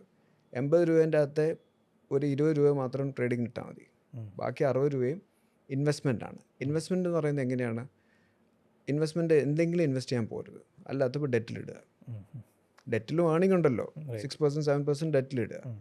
ഓപ്പർച്യൂണിറ്റി വരുമ്പോൾ, കൺവിക്ഷൻ വരുമ്പോൾ, ഓപ്പർച്യൂണിറ്റി വരുമ്പോൾ ഇൻവെസ്റ്റ് ചെയ്യുക. ഇപ്പം നമുക്ക്, ഞാൻ നേരത്തെ ഷെയർ ഹോൾഡറിൻ്റെ എക്സ്പീരിയൻസ് പറഞ്ഞെങ്കിലും, ഷെയർ ഹോൾഡറിൽ സ്റ്റോക്ക് മാർക്കറ്റിൽ കൊടുക്കുന്ന ഒരു ബെനിഫിറ്റ് എന്താണ്? എനിക്ക് ആ കമ്പനി നന്നായിട്ടല്ല പോകുന്നതെന്ന് പറഞ്ഞാൽ എനിക്ക് സ്വിച്ച് അമർക്കി ഇറങ്ങിപ്പോരാം. ശരിയാണല്ലോ? ബാക്കിയുള്ളതിൽ ഇറങ്ങിപ്പോരാൻ പറ്റുമോ? ലോക്ക്ഡൗൺ. നമുക്ക് അങ്ങനെ എളുപ്പത്തിൽ ഇറങ്ങിപ്പോരാൻ പറ്റില്ല. ഇല്ലെങ്കിൽ പിന്നെ അടി ഉണ്ടാക്കിയൊക്കെ ഇറങ്ങിപ്പോരേണ്ടി വരും. അത്ര എളുപ്പമല്ല. പക്ഷെ കൺവിക്ഷൻ രണ്ടിടത്തും സെയിം ആയിരിക്കണം. ഞാനൊരു ഇൻവെസ്റ്റ്മെൻറ്റ് ഒരു പാർട്ട്ണറായിട്ട് തുടങ്ങാൻ പോകുന്നതിൻ്റെ അതേ കൺവിക്ഷൻ ആയിരിക്കണം ഞാനൊരു സ്റ്റോക്ക് മാർക്കറ്റിൽ എൻട്രി ചെയ്യുമ്പോഴും വേണ്ടത്. അല്ലാണ്ട് ഹാഫ് ഹാർട്ടഡ് കൺവിക്ഷനിൽ പോയി എൻട്രി ചെയ്യാൻ പോരും. പറഞ്ഞു കേട്ടിട്ടോ അത് കേട്ടിട്ട് പോട്ടെ. എൻ്റെ കൺവിക്ഷനിലോട് കൂടെ വേണം എൻട്രി ചെയ്യാൻ. അപ്പോൾ അതുവരെ ഡെറ്റിലിരുന്നോട്ടെ തന്നെ. ആ പൈസ 20 രൂപ SIP മറ്റേത് മ്യൂച്വൽ ഫണ്ടിൽ പോകുന്നുണ്ടല്ലോ, എക്വിറ്റി മ്യൂച്വൽ ഫണ്ടിൽ അതവിടെ പോകുന്നുണ്ട്. 20 രൂപ ട്രേഡിങ്ങിന് പോകുന്നുണ്ട്, ഗെയിം കളിക്കാൻ പോകുന്നുണ്ട് അല്ലേ. ബാക്കി 60 രൂപ ഡെറ്റിലിരിക്കട്ടെ. റഷിലിടണ്ട. എന്നിട്ട് അതെന്ത് ചെയ്യണം? അത് ഓപ്പർച്യൂണിറ്റി വരുമ്പോൾ പൗൺസ് ചെയ്യണം. മനസ്സിലായില്ലേ? ചിലപ്പോൾ ഈ പറഞ്ഞ പോലെ ഭീകരമായ കമ്പനികൾ ബിക്കോസ് ഓഫ് മാർക്കറ്റ് ഇഷ്യൂസിൽ താഴേക്ക് വരും. അപ്പോൾ നമുക്ക് അതിനെക്കുറിച്ച് കൂടുതലും ചിന്തിക്കാണ്ടിരിക്കേണ്ട. അപ്പം വാങ്ങിക്കാം, ചീപ്പായിട്ട് കിട്ടും. And every 5 years you will get that opportunity for sure. You just have to be patient. We are talking about the big companies. You understood? Give that opportunity. അല്ലെങ്കിൽ സ്റ്റോറി ബോർഡ്സ്, നമുക്ക് തന്നെ വരുന്ന story boards, evolving story boards, അങ്ങനത്തെ കാര്യങ്ങൾ വരുമ്പോൾ അതിൻ്റെ അകത്ത് invest ചെയ്യാം. മൂന്നും ചെയ്യാവുന്നതാണ്. Only thing you have to split. Don't mix the capital. ഇതെടുത്ത് അങ്ങോട്ട് ഇടുക, അവിടുത്തെ ഇങ്ങോട്ട് ഇടുക, കൺഫ്യൂസ്ഡ് ആയി പോകരുത്. മൂന്ന് ബുക്കാണ്. 3 ബുക്കായിട്ട് വെച്ചാൽ ഒരു പ്രശ്നം. ഡിസിപ്ലിനിലേക്ക് തിരിച്ചു വന്നു. Again coming back to same thing, discipline. Okay. അപ്പോൾ നമ്മളൊരു സ്റ്റോക്ക് സ്റ്റഡി ചെയ്യുമ്പോൾ എന്തൊക്കെ ഫാക്ടേഴ്സാണ് എന്താ ചെയ്യാൻ പ്രോസസ്സ് എന്തായിരിക്കണം? ഒരു റീറ്റെയിലർ സ്റ്റോക്സ് പഠിക്കുകയാണെന്ന് വിചാരിക്കുക, ഏത് പ്രോസസ്സിലൂടെ കടന്നു പോകണം? ഞാൻ നേരത്തെ പറഞ്ഞ ഞാൻ 2003 ഫിഗർ ഔട്ട് ചെയ്ത സെയിം പ്രോസസ്സ് തന്നെയാണ് ഇപ്പോഴും ഫോളോ ചെയ്യുന്നത്. ഇപ്പോഴും അതിപ്പോഴും വാലിഡാണ്. Basic principle business, management, financials, valuation, 4 headers ഉണ്ട്. ആ ബിസിനസ്സിനെ കുറിച്ച് മനസ്സിലാക്കാനാണ് ഏറ്റവും കൂടുതൽ ഞാൻ സമയം സ്പെൻഡ് ചെയ്യുന്നത്. ഓക്കെ. അതിൻ്റെ എല്ലാ വേരിയബിളും നമ്മൾ വെറും കാണുന്ന റവന്യൂ ഗ്രോത്ത് ഉണ്ടോ, മറ്റേ മാർജിൻ ഉണ്ടോ, പ്രോഫിറ്റബിലിറ്റി ഉണ്ടോ എന്ന് നോക്കിയിട്ട് ഓരോ റവന്യൂ ഗ്രോത്തിൻ്റെ അണ്ടറിലുള്ള ഓരോ എലിമെൻറ്റ്സും കണ്ടുപിടിക്കാൻ പറ്റണം, ട്രൈ ചെയ്യാൻ പറ്റണം. അതിനെക്കുറിച്ചുള്ള ക്ലാരിറ്റി ഓഫ് തോട്ട് ആ ബിസിനസ് കണ്ടിന്യൂ ചെയ്യും, ആ ബിസിനസ് ഗ്രോ ചെയ്യും, നമ്മുടെ എൻവയൺമെൻറ്റിൽ അത് ഗ്രോ ചെയ്യും, വേറൊരു വേസ്റ്റ് എൻവയൺമെൻറ്റ് വന്നാൽ എത്രത്തോളം വേസ്റ്റ് കേസ് സിനാറിയോ വരും എന്നുള്ളതിനെക്കുറിച്ച് ഒരു ധാരണ എടുക്കലാണ് സമയത്തിൻ്റെ മോസ്റ്റ് ഓഫ് ദ സമയം അതിന് പോകുന്നത്. ബിസിനസ്സിൻ്റെ സ്റ്റോറി ബോർഡ് അണ്ടർസ്റ്റാൻഡ് ചെയ്യാനാണ്. എങ്ങനെയൊക്കെയാണ് അത് പഠിക്കാറുള്ളത്? ഇപ്പോഴത്തെ രീതിയിൽ പബ്ലിക് ഡൊമൈനിലും എല്ലാം ഉണ്ട്. കാരണം ഇപ്പോൾ ഡിസ്ക്ലോഷേഴ്സ് ആർ വെരി ഹൈ. ഇപ്പോൾ കോൺകോൾ എടുക്കാം, കോൺകോൾ ഒരു സ്റ്റോക്കിനെ തീരുമാനിക്കാൻ കോൺകോൾ എടുക്കാം. കോൺകോൾ എടുക്കുമ്പോൾ അതിൻ്റെ അത് നമുക്ക് കിട്ടും. പിന്നെ annual report is very comprehensive, നന്നായിട്ട് വരും. ആനുവൽ റിപ്പോർട്ടുണ്ട്, പിന്നെ കോൺകോൾസ് ഉണ്ട്, പിന്നെ മാർക്കറ്റിൽ അവൈലബിൾ ഇൻഫർമേഷൻസ് ഒരുപാടുണ്ട്. കാരണം അവരുടെ ഇൻ്റർവ്യൂസിൻ പല പല സ്ഥലത്തുണ്ടാവും. ഇതൊക്കെ കൺസോളിഡേറ്റഡ് ആയിട്ട് കിട്ടും. ഇന്നിപ്പോൾ AI ഉള്ളതുകൊണ്ട് അടിച്ചു കഴിഞ്ഞാൽ എല്ലാ സാധനവും വരും. You will be easy to do it. കുറേ സെർച്ച് ചെയ്യേണ്ട ആവശ്യമില്ല. അതിൻ്റെ അടുത്ത് നിന്ന് നമ്മുടെ അണ്ടർസ്റ്റാൻഡിങ് ആണ്, ഇൻ്റർപ്രിട്ടേഷനാണ് ഇമ്പോർട്ടൻറ്റ്. അവർ പറയുന്നത് ബൈയോ സെല്ലോ എന്നല്ല ഞാൻ പറയുന്നത്. I'm not looking into any research report for that. I want to prepare my own research, understanding about the company. Research റിപ്പോർട്ടും വേറെ ഓൾട്ടർനേറ്റ് റിസർച്ച് റിപ്പോർട്ട്സും റെഫർ ചെയ്യുന്നത് നമ്മൾ മിസ് ചെയ്യുന്ന എന്തെങ്കിലും പോയിന്റ്സ് കണ്ടുപിടിക്കാനാണ്. ചിലപ്പോൾ അവർക്ക് മാനേജ്മെൻറ്റ് കമ്മിറ്റിയിൽ നിന്ന് കിട്ടിയ ഏതെങ്കിലും പോയിന്റ്സ് അതിനെ എടുക്കാനാണ് ഏറ്റവും കൂടുതൽ സമയം സ്പെൻഡ് ചെയ്യുന്നത്. പിന്നെ ഒബ്വിയസ്ലി മാനേജ്മെൻറ്റ് കമൻട്രി അവർ അതിനെ തന്നെ ലിവ് ചെയ്യുന്നുണ്ടോ എന്നുള്ളത്. Are they actually living to that see if they are saying that okay we are going to have a tough quarter, we are going to have a tough year because of so and so reason, we are fine. You need to value that because you are becoming a shareholder. Right. You have to travel with during the tough times also. It is your call. You understood? If they are saying okay they are only optimistic view മാത്രമേ തരുന്നുള്ളൂ, മറ്റൊന്നും തരുന്നില്ല, എന്നിട്ട് they are failing miserably ആണെങ്കിൽ would you like that person? Cautious. നമ്മളെപ്പോഴും അതാണല്ലോ interpersonal skill വരുന്നത്. ഒരു partner ആണെങ്കിൽ പാർട്ട്ണർ സത്യസന്ധം പറയുന്നതാണോ നല്ലത്, അതോ നമ്മളെ ക്യാമഫ്ലാഷ് ചെയ്ത് പറയുന്നതാണോ നല്ലത്? അതാണ് ഏറ്റവും ഇമ്പോർട്ടൻറ്റ്. അവരുടെ കപ്പാസിറ്റി ഉണ്ടല്ലോ, അതിനെക്കുറിച്ചാണ്, അവരുടെ ആ ട്രാൻസ്പെറൻസിയാണ് നമ്മൾ അതിൽ നോക്കുന്നത്. Transparency and obviously efficiency. If that person is not efficient to do something, if someone else is doing better, ഒരു പിയർ ഗ്രൂപ്പ് നന്നായി ചെയ്യുന്നുണ്ട്, ഇവൻ ചെയ്യുന്നില്ലെങ്കിലും കുഴപ്പമാണ്, കോമ്പിറ്റൻസി ഇല്ലെങ്കിൽ അതും നോക്കും. ഇത് രണ്ടും കഴിഞ്ഞാൽ പിന്നെ ഫിനാൻഷ്യൽ മെട്രിക് ഒക്കെ ഒന്ന് ഈസി ആയിട്ട് ചെയ്യാം. You just get into ഏത് റേഷ്യോസും എന്ത് വേണമെങ്കിലും നമുക്ക് എടുക്കാം. അതെല്ലാം മേ ബി സ്ക്രീനേഴ്സിലും മറ്റേതിലൊക്കെ you will get it. Then finally is the valuation. Valuation again is we spend a lot of time on that. Valuation in the sense അവിടെയാണ് നമ്മൾ DCF ആണ് ചെയ്യുള്ളൂ, ഡിസ്കൗണ്ടഡ് ക്യാഷ് ഫ്ലോ മെത്തേഡ് ചെയ്യുള്ളൂ. Discounted cash flow മെത്തേഡിൽ strain ആണ്. കാരണം ഓരോ വർഷങ്ങളും എന്ത് പ്രൊജക്ഷൻസ് വരാം, അവിടെയാണല്ലോ അസസ്മെൻറ്റ് നടക്കുന്നത്. അവിടെ തെറ്റിപ്പോവാം. നമ്മുടെ ഒരു അസസ്മെൻ്റ് അല്ലേ, നമ്മുടെ അസസ്മെൻറ്റ് തെറ്റുമ്പോഴാണല്ലോ, അവിടെയാണ് ക്വാർട്ടർ ഓൺ ക്വാർട്ടർ നമ്മൾ നോക്കേണ്ടത്. എന്നിട്ട് അവിടെ അതിന് കൊടുക്കേണ്ട മാർജിൻ ഓഫ് സേഫ്റ്റിയും കൊടുത്തിട്ട് വേണം നമ്മളൊരു വാല്യൂഷനിലേക്ക് എത്താൻ. അപ്പം അവിടെ ഈ വാല്യൂഷൻ്റെ കേസിൽ നമ്മുടെ സ്കിൽ അനുസരിച്ചിരിക്കും, ഓരോരുത്തരുടെ സ്കിൽ അനുസരിച്ചിരിക്കും. ഫിനാൻഷ്യൽ മെട്രിക്ക് നമുക്ക് അവൈലബിൾ, പബ്ലിക് ഇൻഫർമേഷനിൽ അവൈലബിൾ. പക്ഷേ എങ്ങനെ വാല്യൂ ചെയ്യണം എന്നുള്ളത് നമ്മുടെ അസംഷനാണ്. ഒരാൾക്ക് എന്ത് വേണമെങ്കിൽ അസ്യൂം ചെയ്യാം. ഒരാൾക്ക് അസ്യൂം ചെയ്യാം ഞാൻ 100% ഗ്രോ ചെയ്യുന്ന അസ്യൂം ചെയ്യാം, ഒരാൾക്ക് അസ്യൂം ചെയ്യാം 10% ഗ്രോ ചെയ്യുന്ന അസ്യൂം ചെയ്യാം. It is your assumption. അത് എങ്ങനെ വേണമെങ്കിലും ഇടാം. ആൻഡ് ഈ സ്റ്റോക്സിൽ നമ്മൾ പഠിക്കുന്ന സമയത്ത് ചെറിയ സ്റ്റോക്സിൽ ഇൻവെസ്റ്റ് ചെയ്താൽ പെട്ടെന്ന് ഗ്രോത്തിൻ്റെ പോസിബിലിറ്റി ഉണ്ടെന്ന് നമ്മൾ പറയാറുണ്ട്, അതുപോലെ റിസ്ക്കും ഉണ്ട്. അപ്പോൾ would you recommend that to retail? Of course story board. Again coming back to story board. Do you have the story board in place? കാരണം ചെറിയ കമ്പനികൾ വലുതാവാനല്ലേ കൂടുതൽ ചാൻസ്. വലിയ കമ്പനികൾ എലിഫൻസ് കാൺ ഡാൻസ് എന്ന് പറയുന്ന സിറ്റുവേഷൻ ഇല്ലേ. വലിയ കമ്പനികൾക്ക് എന്തൊക്കെ പ്രോട്ടോക്കോൾ വേണം ഒരു ഗ്രോത്ത് ലിവർ കൊണ്ടുവരണമെങ്കിൽ, ചെറിയ കമ്പനികൾക്ക് അത്രയും ഗ്രോത്ത് അതിന് പ്രോട്ടോകോൾസ് ഇല്ലല്ലോ. അവരുടെ ലിവേഴ്സ് ഡിഫറെൻ്റ് അല്ലേ. നമ്മൾ സാധാരണ രീതിയിൽ ആലോചിച്ചാൽ മതി. സാധാരണ ചെറിയ കമ്പനികളുടെ ലിവർ ഡിഫറെൻ്റ് ആണ്. റിലയൻസ് ആണെങ്കിൽ ഇത്ര സ്പീഡിലേക്ക് പോകാൻ പറ്റുള്ളൂ. കാരണം അതിൻ്റെ പ്രോട്ടോകോൾസ് ഡിഫറെൻ്റ് ആണ്.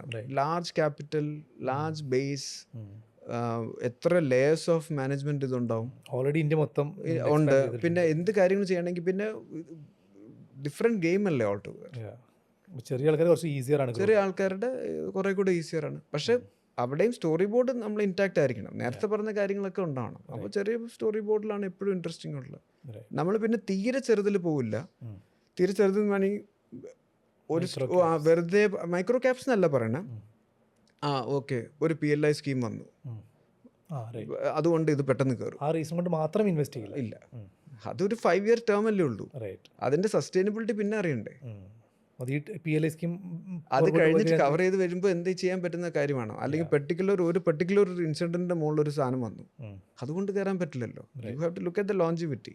DCF ചെയ്യുമ്പോൾ 10 yearന്റെ DCF ചെയ്ത് പിന്നെ പെർപ്പച്യൂറ്റിയിലേക്കാണ് ഇടുന്നത്. നമ്മളിപ്പം നേരത്തെ ബുഫയുടെ പ്രിൻസിപ്പിൾ അവിടെയാണ്. U are becoming the share holder of the company for ever. You understood? You will exit that company only if that storyboard is finishing, or change in storyboard, or a management playing foul, or valuation exceeding your levels. Correct? അല്ലാണ്ട് വരുന്ന മാറേണ്ട ആവശ്യമില്ലല്ലോ. ബഫയുടെ എനിക്ക് തോന്നുന്നു കൊക്കക്കോളയുടെ ഒക്കെ story കേട്ടാൽ ആരായാലും ഞെട്ടിപ്പോകും. കാരണം CEO-നേക്കാൾ എമൗണ്ട് പുള്ളിക്ക് dividend yearly കിട്ടുന്നുള്ള സ്റ്റോറിയൊക്കെ.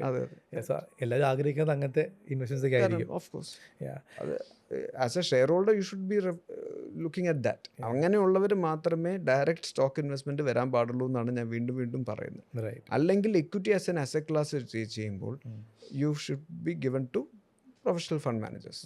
Either it can be PMS, equity, mutual funds, AA, for whatever structures we are talking about. Okay. And Alex's opinion, is there a theme that you are interested in now? അതായത് ഇന്ത്യയിലെ അടുത്തൊരു നല്ല growth potential ഉള്ള ഒരു sector അല്ലെങ്കിൽ theme എന്തെങ്കിലും ഉണ്ടോ? So it's a very interesting കാര്യമാണ്. നമ്മൾ ഒരുപാട് സോൾ സെർച്ച് ചെയ്തുകൊണ്ടിരിക്കുന്ന കാര്യമാണ് കറൻ്റ്ലി. കുറച്ചൊക്കെ നമ്മൾ എവിടേക്കോ എത്തിയിട്ടുണ്ട്, പക്ഷെ അതിൽ പ്ലേ ചെയ്യാനുള്ള സ്പേസ് ഭയങ്കര കുറവാണ്. Broadly we are classifying into 2 കാറ്റഗറിയിൽ. ഒന്ന് കൺസ്യൂമർ, ഒന്ന് ഇൻഫ്രാസ്ട്രക്ചർ. അങ്ങനെ ചിന്തിക്കുക.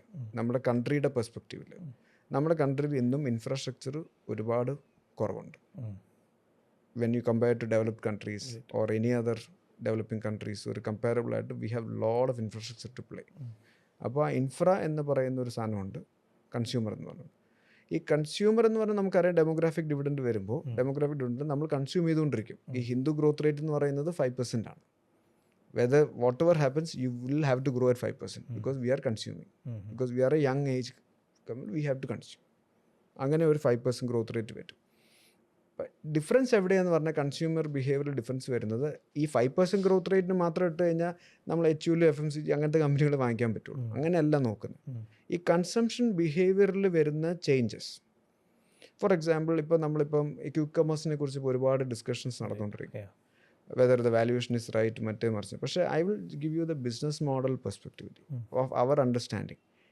The same consumption, you are changing the behavior. Okay, $350 billion മാർക്കറ്റാണ്. ഇപ്പോൾ അത് $8 billion നടക്കുന്നത്. 2030 ഇത് $50 billion ആവും, ഇത് quick comers. So what is the growth rate you are talking about in 5 years or in 4 years? The growth rate is huge. ഈ $350 billion increase ചെയ്യാൻ പോകുന്നത് 5%ലേക്ക് ഇൻക്രീസ് ചെയ്യുള്ളൂ. കറക്റ്റ്. പക്ഷേ ഇതിൻ്റെ ഗ്രോത്ത് ഡിഫറെൻ്റ് ആണ്.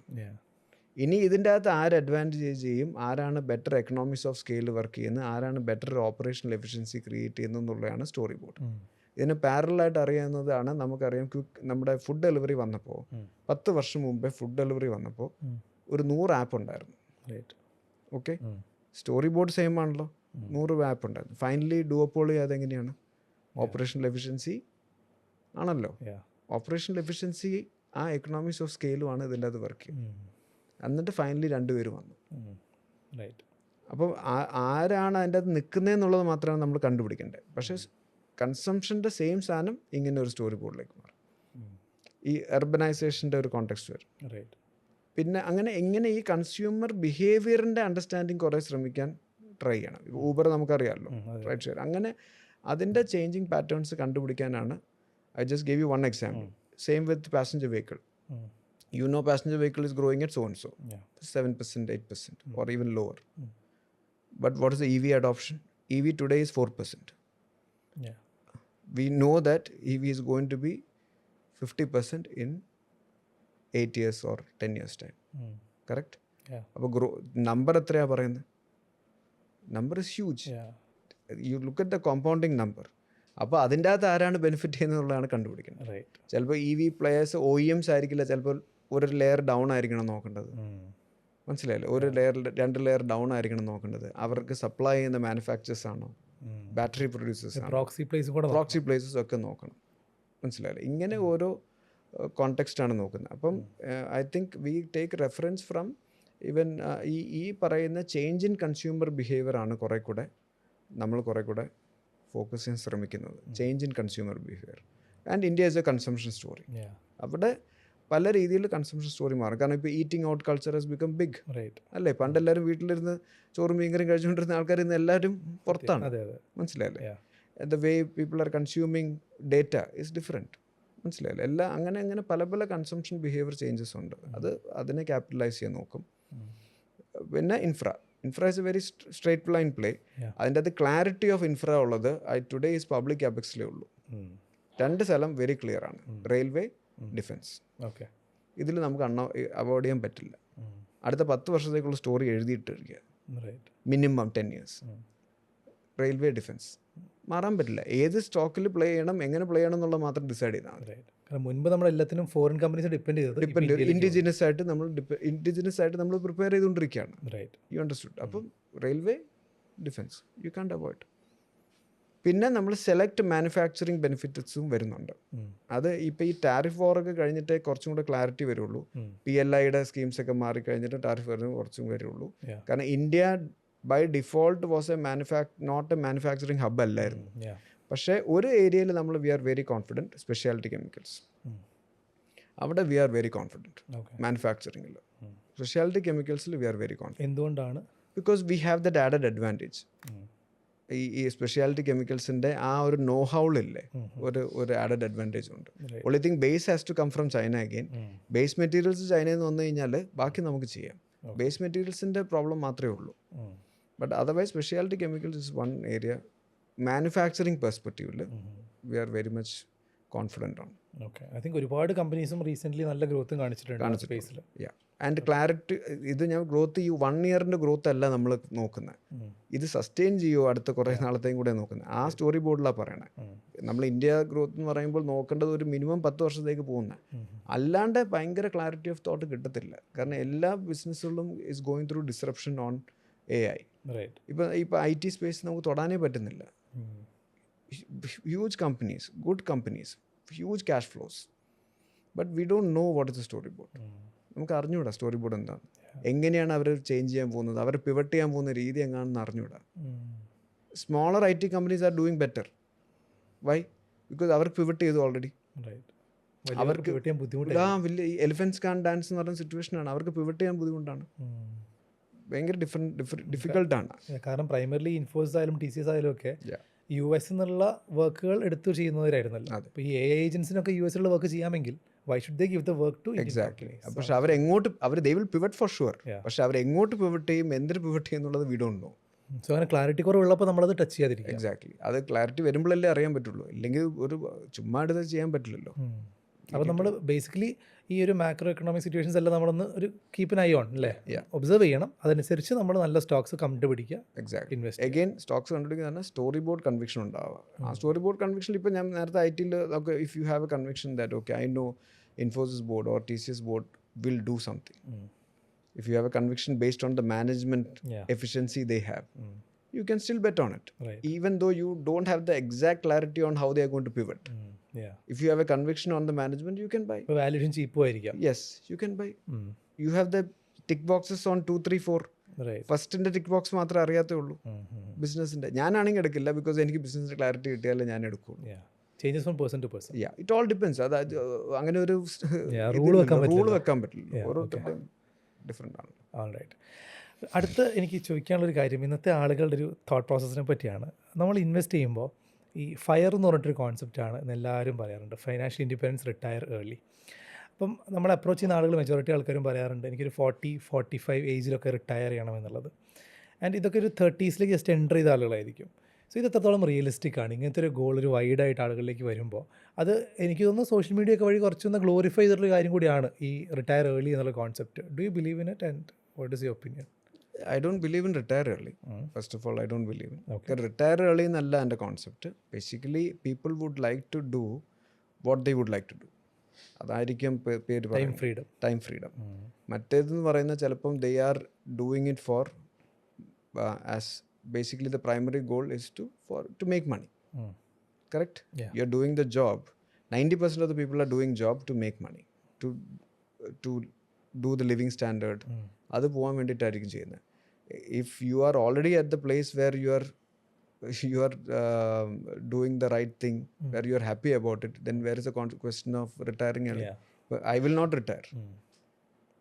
എൻ്റെ റിട്ടയർമെൻറ്റ് ഏർലിയില്ലേ, I'm liking what I'm doing. Maybe I will do some steps here and there, മാറി മാറി ചെയ്യുമായിരിക്കും. What I'm liking I will do continue to do for ever. May not be in the managing director position, but in separate positions, different frame, but the whole frame is financial services, which I would like to do. You understood? അപ്പോൾ അതിൻ്റെ context ഇല്ല. പക്ഷേ at the same time financial independence എന്ന് പറഞ്ഞ context വളരെ interesting ആണ്.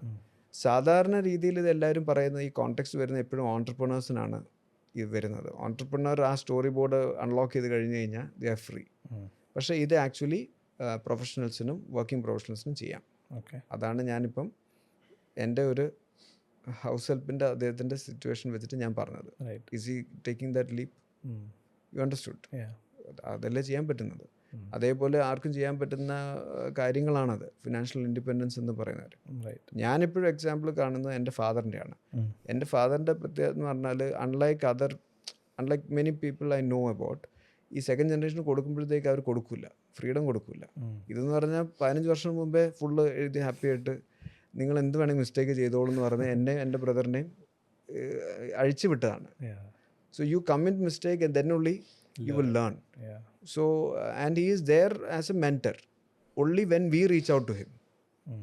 He will not ask questions and this one and all. ഇരുത്തി പഠിപ്പിച്ചൊന്നും പറയില്ല. നമുക്ക് എന്തെങ്കിലും ഡൗട്ട് ഉണ്ടെങ്കിൽ അങ്ങോട്ട് പോയി ചോദിക്കാം, അതിനെന്തെങ്കിലും പറയാം. മനസ്സിലായില്ല? അല്ലാണ്ട് ഈ cut off means full cut off. പക്ഷേ അപ്പോൾ അന്ന് ആലോചിച്ച് നോക്കുക, അത്രയും actively who build business would like that. അങ്ങനെ കട്ട് ഓഫ് ചെയ്ത ആൾക്കാരുടെ ഹെൽത്ത് കംപ്ലീറ്റ്ലി പോവില്ലേ? പക്ഷേ how he is managing he is taking care of some ഞങ്ങളുടെ കുറച്ച് പ്ലാന്റേഷൻസ് ഒക്കെ അദ്ദേഹമാണ് നോക്കുന്നത്. രണ്ടാമത്തെ കാര്യം trading, actively into trading. 9 to 3:30 is a trader. തിരക്കാണ്, ഫുൾ ടൈം തിരക്ക്. ഹാപ്പി എന്ന് പറഞ്ഞാൽ കാരണം ഒരു ക്യാപിറ്റലുണ്ട്, ആ ക്യാപിറ്റലിലേ പ്ലേ ഉള്ളൂ. അല്ലാണ്ട് വേറെ എടുത്തിട്ട് പഠിക്കുന്ന പരിപാടിയൊന്നുമില്ല. കാരണം നമ്മളിപ്പോൾ ഒരു ചീട്ട് കളിക്കാൻ പോകുന്നു എന്നൊക്കെ പറയുന്ന പോലെ ഇതൊരു പക്ഷേ ഇതിൻ്റെ അകത്ത് എന്താ ഗുണം എന്ന് പറഞ്ഞാൽ, and third thing what is involve in is he does our currency hedging also. That means currency hedging, ഞങ്ങളുടെ എക്സ്പോർട്സിൻ്റെ കറൻസി ഹെഡ്ജിങ്ങും ഫാദറാണ് ചെയ്യുന്നത്. അപ്പോൾ അതിൻ്റെ പ്രത്യേകത എന്ന് പറഞ്ഞാൽ ഈ സ്റ്റോക്ക് മാർക്കറ്റിൻ്റെ ഉള്ളിൽ ട്രേഡിങ് ചെയ്യുന്നതുകൊണ്ടുള്ള പ്രത്യേകത, is mind is so sharp, it's connected with everything. കാരണം US മാർക്സിനെ കുറിച്ച് കണക്റ്റഡ് ആയിരിക്കും, വേൾഡ് എക്കണോമിക്കിനെ കുറിച്ച് കണക്റ്റഡ് ആയിരിക്കും, വേൾഡ് പൊളിറ്റിക്സിനെ കുറിച്ച് കണക്റ്റഡ് ആയിരിക്കും. This is one area where it's എല്ലാം കണക്റ്റഡ് അല്ലേ. അപ്പോൾ ആ കണക്ഷൻ അറിയുന്നത് കൊണ്ട് ഈ പറയുന്ന കറൻസി ട്രേഡ്സും എല്ലാം അറിയാം. You understood? സോ അങ്ങനെ so 3 things. So is fully engaged and happy with that. എന്നിട്ട് അവരിടയ്ക്ക് വെക്കേഷൻ പോവുക, അവർക്ക് ഹാപ്പി ആയിട്ട് പോവുക. So it's fine. No, end of the day that is the best retirement I would also like to have at some point of time. അപ്പോൾ retirement എന്നുള്ളത് free ആയിട്ടിരിക്കുന്ന സമയമല്ല, ബട്ട് ഇഷ്ടമുള്ളത് ചെയ്യുന്ന സമയം. റൈറ്റ്. ആൻഡ് ഇപ്പോൾ അങ്ങനെ പ്ലാൻ ചെയ്യുന്ന ഒരാളാണെങ്കിൽ എത്ര ടൈം എത്ര ടൈമെങ്കിലും വേണം അവർക്ക് ഈ റിട്ടയർമെൻറ്റ് പ്ലാൻ ബിൽഡ് ചെയ്യാൻ? I would say that 15 years. Okay, minimum 15 years. 15 years to 20 years വേണം. So the decision has to happen. See, ഞാനെപ്പോഴും പറഞ്ഞാൽ 35 yearsൽ ഡിസിഷൻ എടുക്കണം. So 25 to 35 we will play around. Let's be very clear on it. അതിൽ നമ്മൾ എത്രയും നേരത്തെ എടുക്കാൻ പറ്റുന്ന ആൾക്കാരുണ്ടെങ്കിൽ നല്ല ആൾക്കാരൊക്കെ വളരെ ചുമ്മാ ആൾക്കാർ. 25 to 35 we will play around. We should play around. That is our age. But 35 years you have to take a call. അവിടെയാണ് നമ്മൾ ചിലപ്പോൾ കല്യാണം കഴിഞ്ഞു, സെറ്റിൽമെൻ്റ് ആയി തുടങ്ങി എന്നൊക്കെ നമ്മൾ തുടങ്ങും. നമ്മൾ റെസ്പോൺസിബിലിറ്റീസ് ഒക്കെ വരാൻ തുടങ്ങുമല്ലോ, ഗോൾസും റെസ്പോൺസിബിലിറ്റീസ് ഒക്കെ വരുമ്പോൾ you start doing it. Take A decision at that point of time. 35 to 45, 50 or 60, the game is there. You cannot retire at 40 and do that. അങ്ങനെയാണെങ്കിൽ you have to take a call at 25. Are you ready to take that? Then it's fine. But 40 ചെയ്തിട്ട് എന്ത് ചെയ്യും? Right. And today our longevity is going to go up. നമ്മൾ പണ്ടത്തെ പോലെ 67-70 ഒന്നുമല്ല. We are going to live more. മനസ്സിലല്ലേ? Unless Covid പോലത്തെ വേറെ എന്തെങ്കിലും എപ്പിസോഡ് വരാണ്ട്. Otherwise if the medical things are all going up, we are going to live more. അപ്പോൾ ഇത് എന്ത് ചെയ്ത് കഴിഞ്ഞിട്ട്? True. You can not do plan like.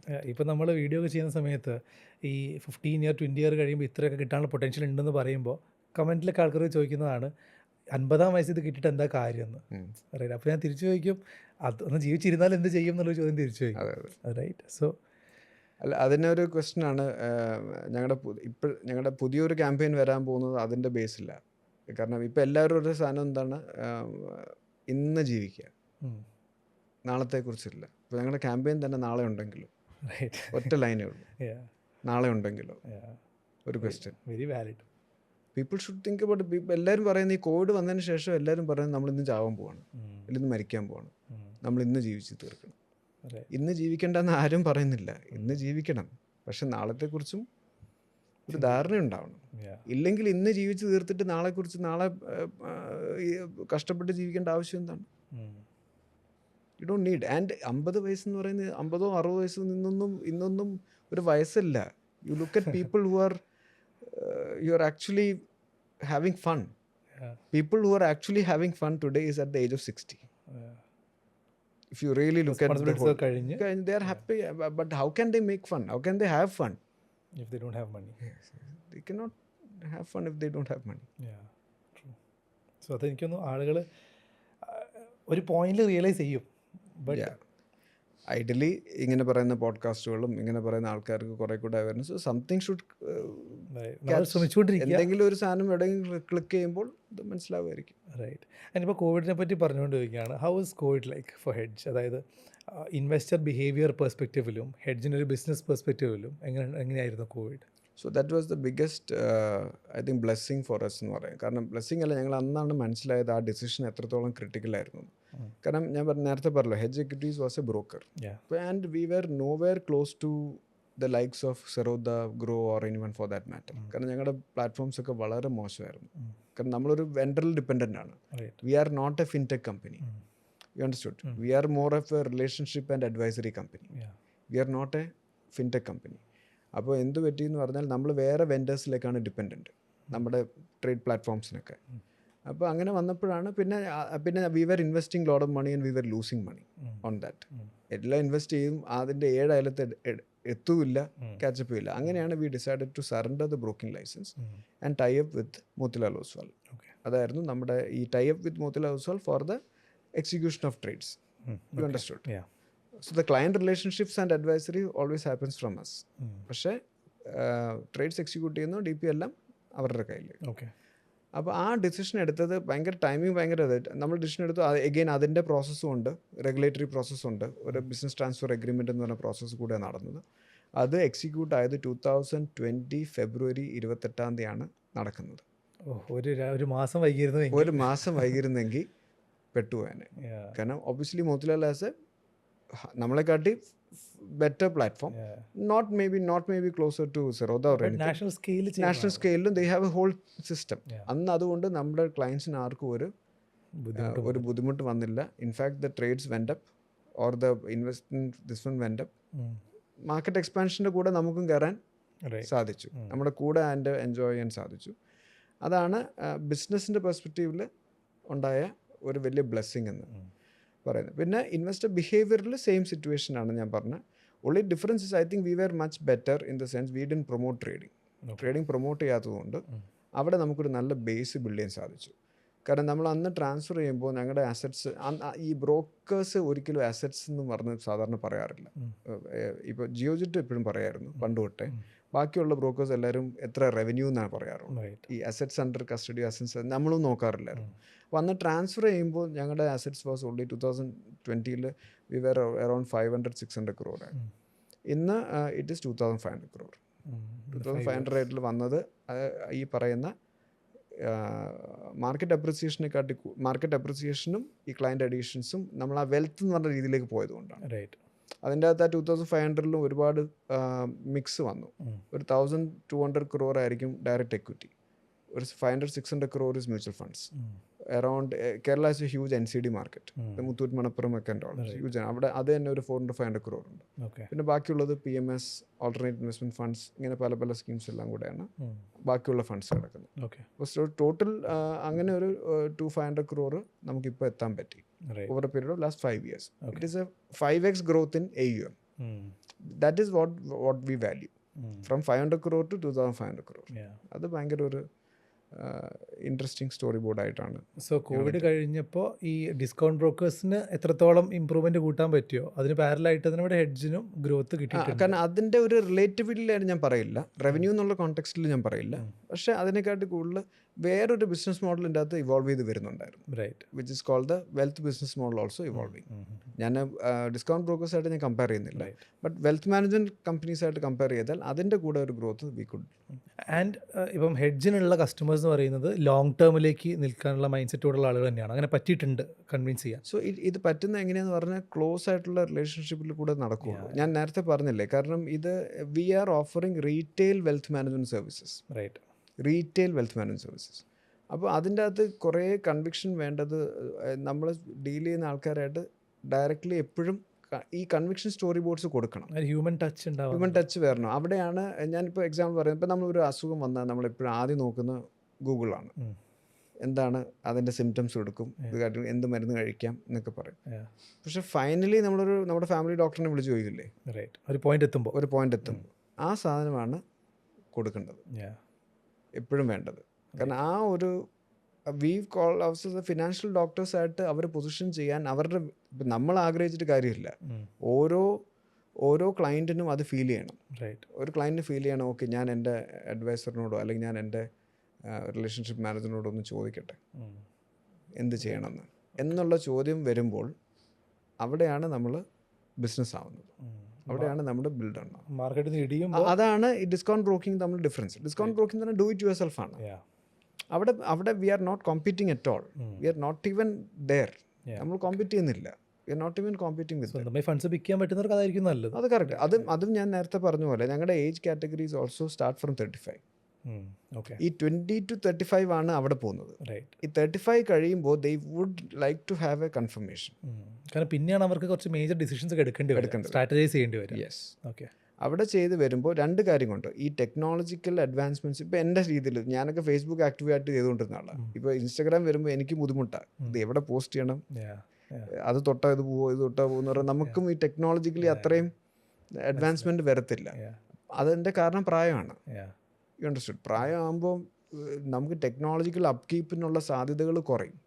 അപ്പോൾ ഡു ഇറ്റ് യുവർ സെൽഫിൻ്റെ ഇൻ്റർഫേസ് മാറുന്ന അനുസരിച്ചിട്ട് നമുക്ക് അപ്കീപ്പ് വരാൻ പറ്റില്ല. അപ്പോൾ അതിനും they need someone to support. അപ്പോൾ ഓപ്പറേഷണൽ സപ്പോർട്ടിനും ഒരാൾ വേണ്ടി വരും, ഈ അഡ്വൈസറി സപ്പോർട്ടിനും ഒരു കൺഫർമേഷന് വേണ്ടി ഒരാൾ വേണ്ടി വരും. അപ്പോൾ ആ ഒരു കോൺസെപ്റ്റിലാണ് നമ്മൾ പൊസിഷൻ ചെയ്യാൻ ശ്രമിക്കുന്നത്. അപ്പോൾ നമ്മളും പ്രായം വരുമ്പോൾ പുതിയ ടെക്നോളജി വരും, നമ്മൾ കംഫർട്ടബിൾ ആയിക്കോളുന്നില്ല. കറക്റ്റ്. അവിടെ നമ്മൾ അവിടെ ഉണ്ടെങ്കിൽ we will be positioned ourselves and people can recognize us. Right. ഇനി എല്ലാവർക്കും ഉണ്ടാവും മനസ്സിൽ സാധ്യതയുള്ള ചോദ്യമാണ്. ഇപ്പോൾ എൻ്റെ കയ്യിൽ ഒരു 1 lakh rupees ഇൻവെസ്റ്റ് ചെയ്യാനുണ്ടെങ്കിൽ ഒരു 35 വയസ്സുള്ള ആളാണെന്ന് വിചാരിക്കുക, 2 കുട്ടികളൊക്കെ ഉണ്ട്. അപ്പോൾ അതെങ്ങനെ പ്ലാൻ ചെയ്യണം ആ ഒരു ഇൻവെസ്റ്റ്മെൻറ്റ്? സോ ഒരു ബ്രോഡായിട്ട് പറയുകയാണെങ്കിൽ അല്ല, എഗെയിൻ ഞാൻ പറയുന്ന ഈ 1 lakh എന്ന് പറയുന്ന ഒരു ക്യാപിറ്റലിനെ കുറിച്ച് ഞാൻ കൂടുതൽ മൈൻഡ് ചെയ്യാറില്ല. റൈറ്റ്. കാരണം 1 lakh എന്ന് പറഞ്ഞ ക്യാപിറ്റൽ അല്ല. ഞാൻ ഈ സ്റ്റഡി ഇൻവെസ്റ്റ്മെൻറ്റ്സിനെ കുറിച്ച് ക്യാപിറ്റൽ കോമ്പൗണ്ടിങ്ങിൻ്റെ കാര്യങ്ങൾ. then let's talk about 10,000 rupees SIP. Pure ഇപ്പോൾ 35 ഇയേഴ്സിലാണെങ്കിൽ direct equity funds. It can be flexi cap or whatever it is, that's fine. But അത് ഈ end of the day mutual funds എല്ലാം തന്നെ ഒരു ബാസ്ക്കറ്റാണ്, ഒരു പൂളാണ്. ഇത് ക്വാർട്ടർ ഓൺ ക്വാർട്ടറിൽ ചില ഡിഫറൻസസ് ഉണ്ടാകുന്നുള്ളതല്ലാണ്ട് ലോങ് ടേമിൽ ഒരു ഡിഫറൻസും വരില്ല. Unless otherwise the portfolio manager is completely screwing up. അല്ലെങ്കിൽ ഒരിക്കലും അത് വരില്ല. ഹാർഡ്ലി 1 or 2% ഗ്യാപ്പേ വരുള്ളൂ, അത്രയും തന്നെ വരത്തില്ല. അപ്പോൾ ആ കോമ്പൗണ്ടിങ് എഫക്റ്റിൽ അതൊക്കെ മറിഞ്ഞു പോകും. It not have a problem. അപ്പം അത് എക്വിറ്റി മ്യൂച്വൽ ഫണ്ട്സിലാണ് ആക്ച്വലി 35 ഇയേഴ്സിലൊക്കെ ഒരാൾ ചെയ്യേണ്ടത്. കാരണം അപ് ടു 50 ഇയേഴ്സ് വരെ മിനിമം എക്വിറ്റിയിലായിരിക്കും. ഒരു ക്യാപിറ്റൽ ബിൽഡായി കഴിഞ്ഞ് കഴിഞ്ഞാൽ then you should start doing differently. അല്ലാണ്ട് 1 ലക്ഷം രൂപ ക്യാപിറ്റൽ ഉണ്ടെന്ന് പറഞ്ഞാൽ അപ്പോൾ ഡെറ്റ് ഇടുക എന്ന് ഞാൻ പറയുള്ളൂ. ആ ഡെറ്റ് ഇട്ടിട്ട് അതും തന്നെ ആ ഡെറ്റിൻ്റെ അകത്തുനിന്നുള്ള ഇൻട്രസ്റ്റും കൂടെ SIP കൊടുക്കും. ഇപ്പോൾ കേരളത്തിലെ ഒരു മെൻറ്റാലിറ്റിയിൽ നമ്മൾ വെരി കൺസർവേറ്റീവ് മെൻറ്റാലിറ്റിയാണ്. We are not like aggressive people who will put lot of money in equity മാർക്കറ്റിലൊന്നും ഇടില്ല. അപ്പോൾ അവിടെ നമ്മുടെ റെക്കമെൻഡേഷൻ എപ്പോഴും പറയുന്നത് പാർക്ക് ഇപ്പോൾ ബൾക്ക് ഫണ്ട്സ് ഉള്ളത് 1 ലക്ഷം ആയിക്കോട്ടെ 10 ലക്ഷം ആയിക്കോട്ടെ 1 കോടി ആയിക്കോട്ടെ ബൾക്ക് ഫണ്ട്സ് ഉള്ളത് എല്ലാം ഡെറ്റിലിടുക എന്ന് പറയാം. ഡെറ്റ് മീനിങ് FD ആവാം, NCD ആവാം, what ever preferred debt they have. അതിൻ്റെ അകത്ത് കിട്ടുന്ന 8 or 10% റിട്ടേൺ എന്ന് ആ റിട്ടേൺ മന്ത്ലി കൂപ്പൺ ആക്കണം. മന്ത്ലി എടുത്തിട്ട് അത് SIP ഇടണം. അപ്പം your capital is safe, the other one is doing the compounding. Very simple thing, discipline.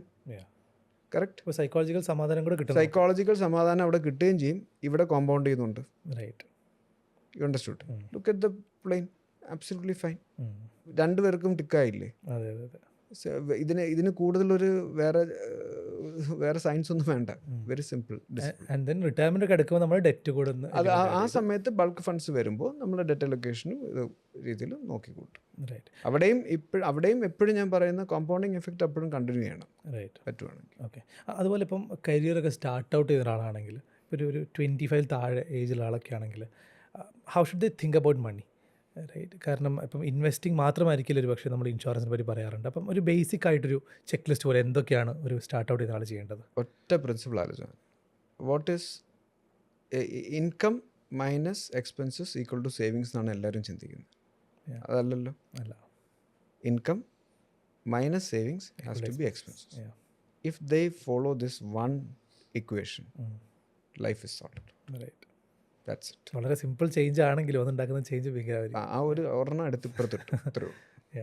അത് 500 രൂപ ആയിക്കോട്ടെ 5000 രൂപ ആയിക്കോട്ടെ. ഞാനിപ്പോഴും നമ്മുടെ സ്റ്റാഫിൽ പിള്ളേർ പുതിയൊരു ജോയിൻ ചെയ്തുകൊണ്ട് പറഞ്ഞു, നിങ്ങളൊരു ജീൻസിന് വാങ്ങിക്കുന്ന പൈസ അല്ലെങ്കിൽ ഒരു ഷൂ വാങ്ങിക്കുന്ന പൈസ അതാണ് ഇതിനിടേണ്ടത്.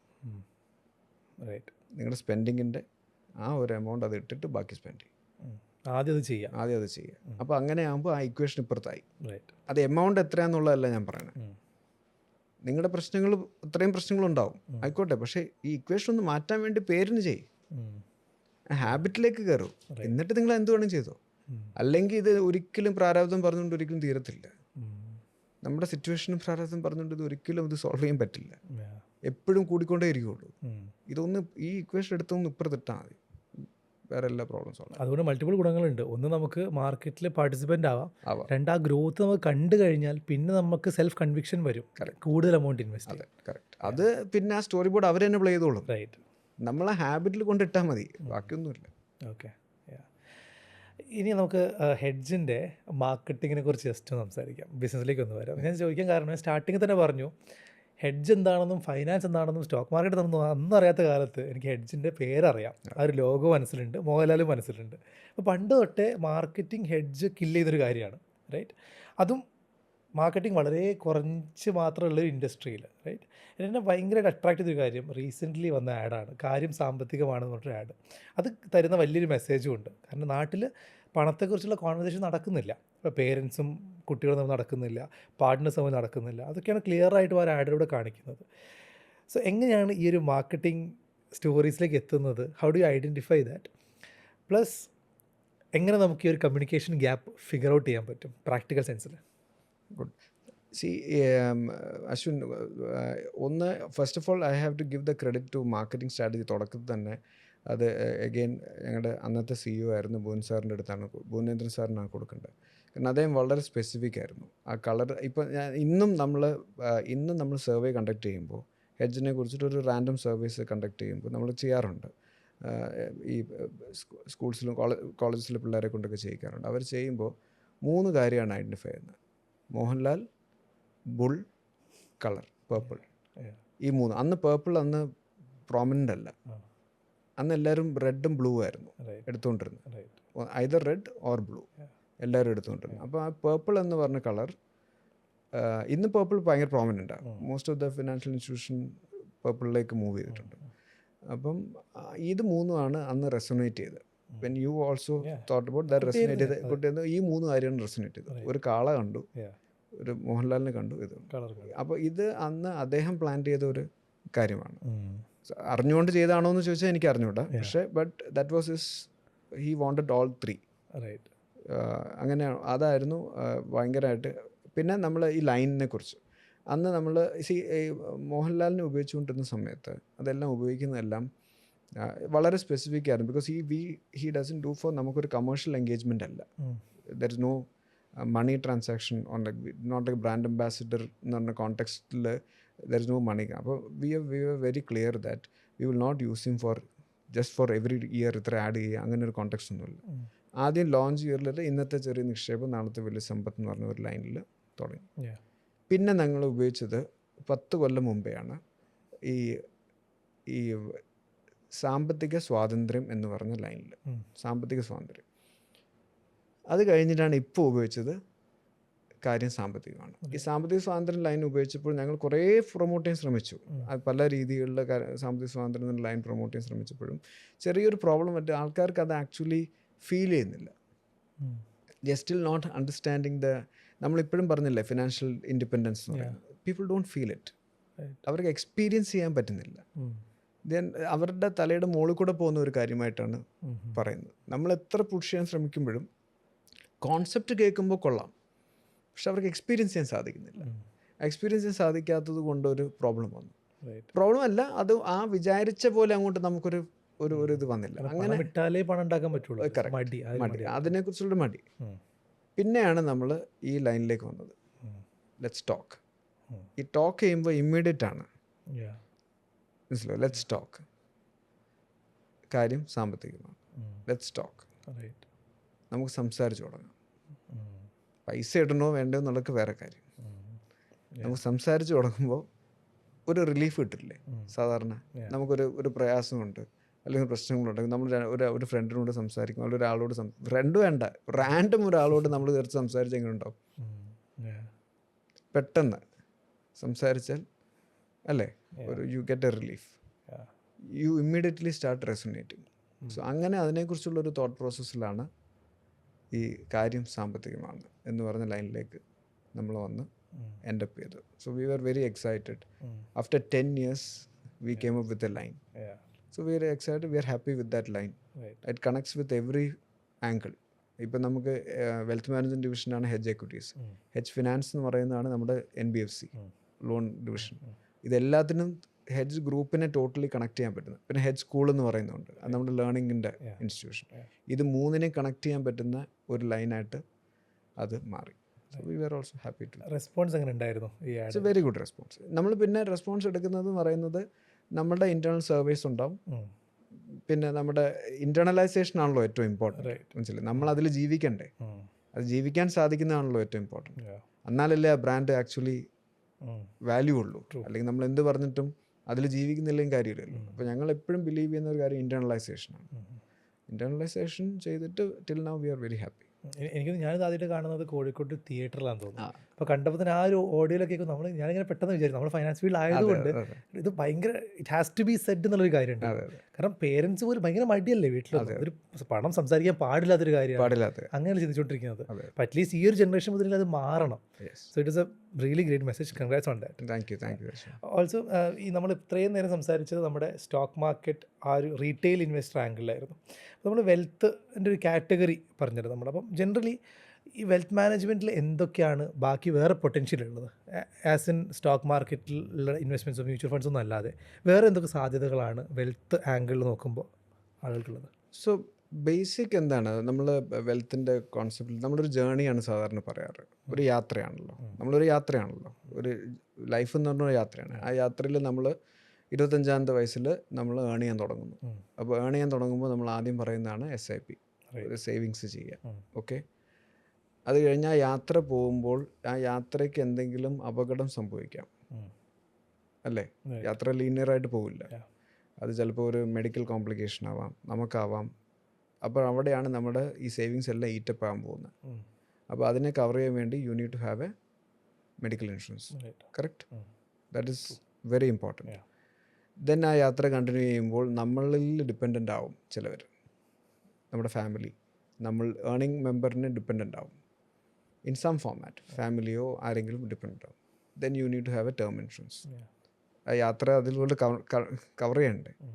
അപ്പം നമ്മുടെ ഫണ്ടമെൻ്റലി ഞങ്ങൾ പറയുന്ന 3 കാര്യം ഇതാണ്: SIP, health insurance, term insurance. ഇത് 3ഉം ഉണ്ടാകുമ്പോഴാണ് ഒരു വെൽത്ത് മാനേജ്മെൻറ്റ് ജേർണി തുടങ്ങുന്നത്.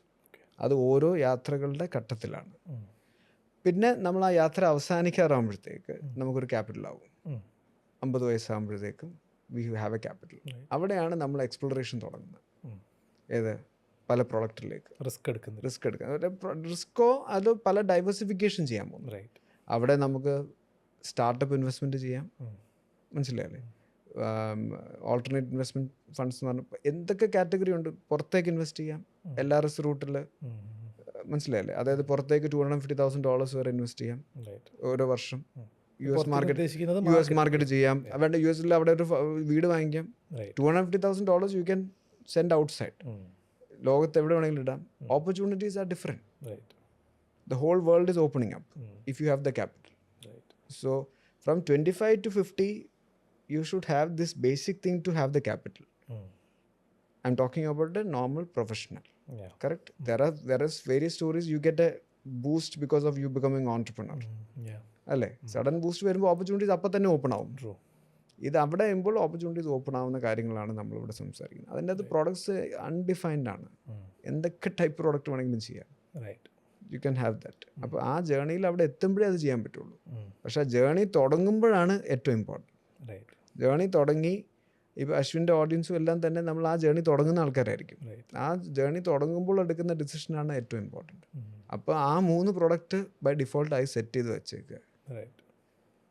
SIP, health insurance, term insurance. അത് കഴിഞ്ഞിട്ട് when you carry forward the journey, when you unlock potentials, that means when you get a incentive, when you get a bonus, when you get some capital money, you look at opportunities. Right. There are many products in the market. It can be equity, Indian equity, global equities.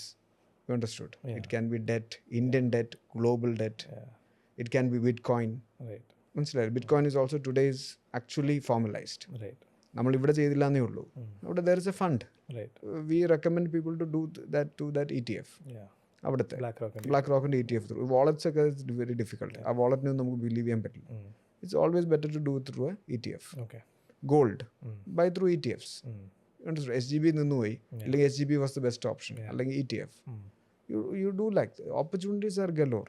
Right. Silver, ഇന്ന് silver ആണ് one of the main investment ആയിട്ട് പറയുന്നത്. ടേമായി മാറിക്കൊണ്ടിരിക്കുകയാണ്. കാരണം silver ETF, കാരണം because of this so called industrial usage ഒക്കെ വരുന്നുണ്ട് silver. Opportunities are there. Right. അപ്പോൾ അങ്ങനെ പല കാര്യങ്ങളും യു ക്യാൻ യൂട്ടിലൈസ്. റൈറ്റ്. അത് ക്യാപിറ്റൽ അൺലോക്ക് ചെയ്യുമ്പോഴേ അത് ചെയ്യാൻ പാടുള്ളൂ.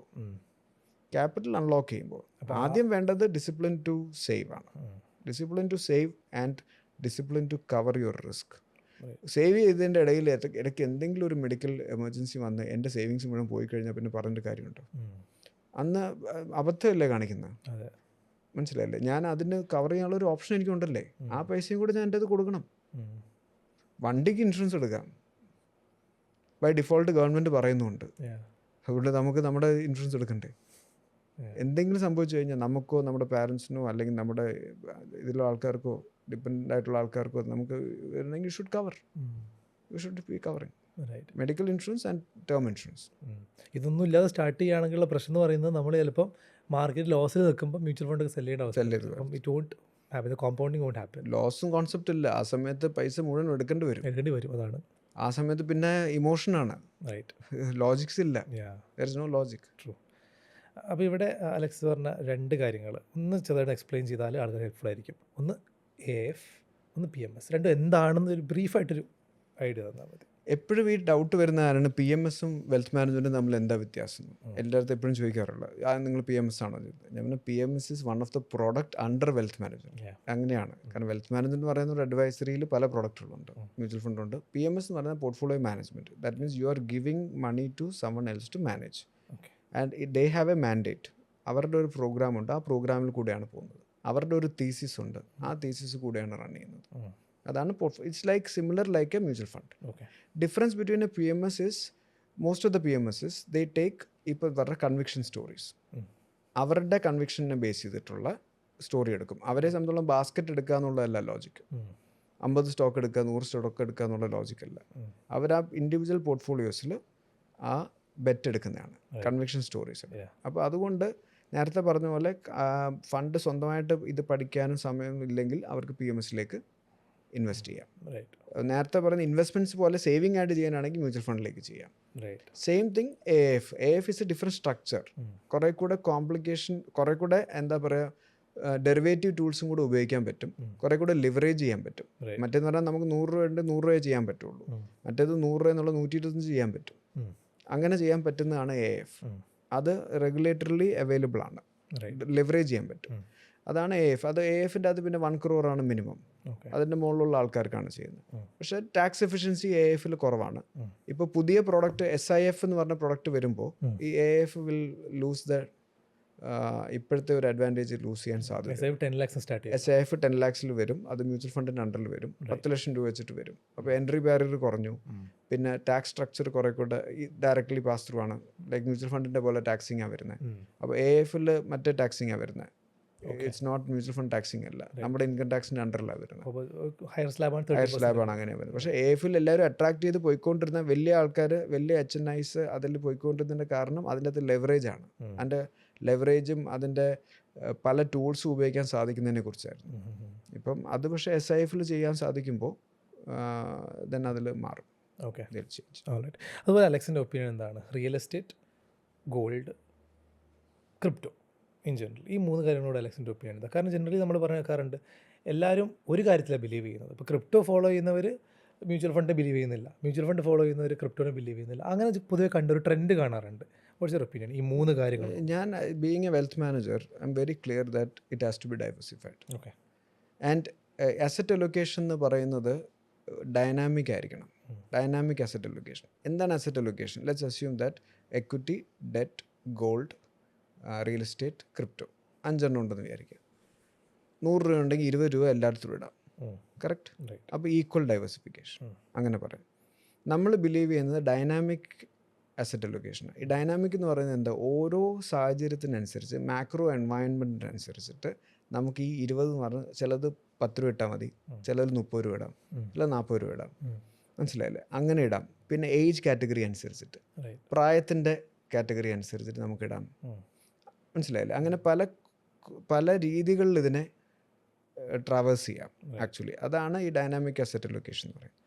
പിന്നെ ഇതിന് 3ലും ഞാൻ വളരെ പോസിറ്റീവായിട്ടുള്ള ആളാണ്, റിയൽ എസ്റ്റേറ്റും ഗോൾഡും ബിറ്റ് കോയിനിലും. പക്ഷേ അതിൻ്റേതായ സ്പേസിൽ. It's not that don't put all eggs in one basket. ഞാൻ വിശ്വസിക്കുന്നില്ല. ഇന്ന് ഇന്ത്യയിൽ ഞാൻ പറയാം, ഞാൻ എഗൻസ്റ്റ് ആയിരുന്നു real estate for so many years. For last 5 years I'm very positive. You know why? Just because of one thing, റീറ്റും regulatory വന്നപ്പോൾ the whole structure is changed. Transparent ആയി. People will not lose money. You understood? It's a complete structure.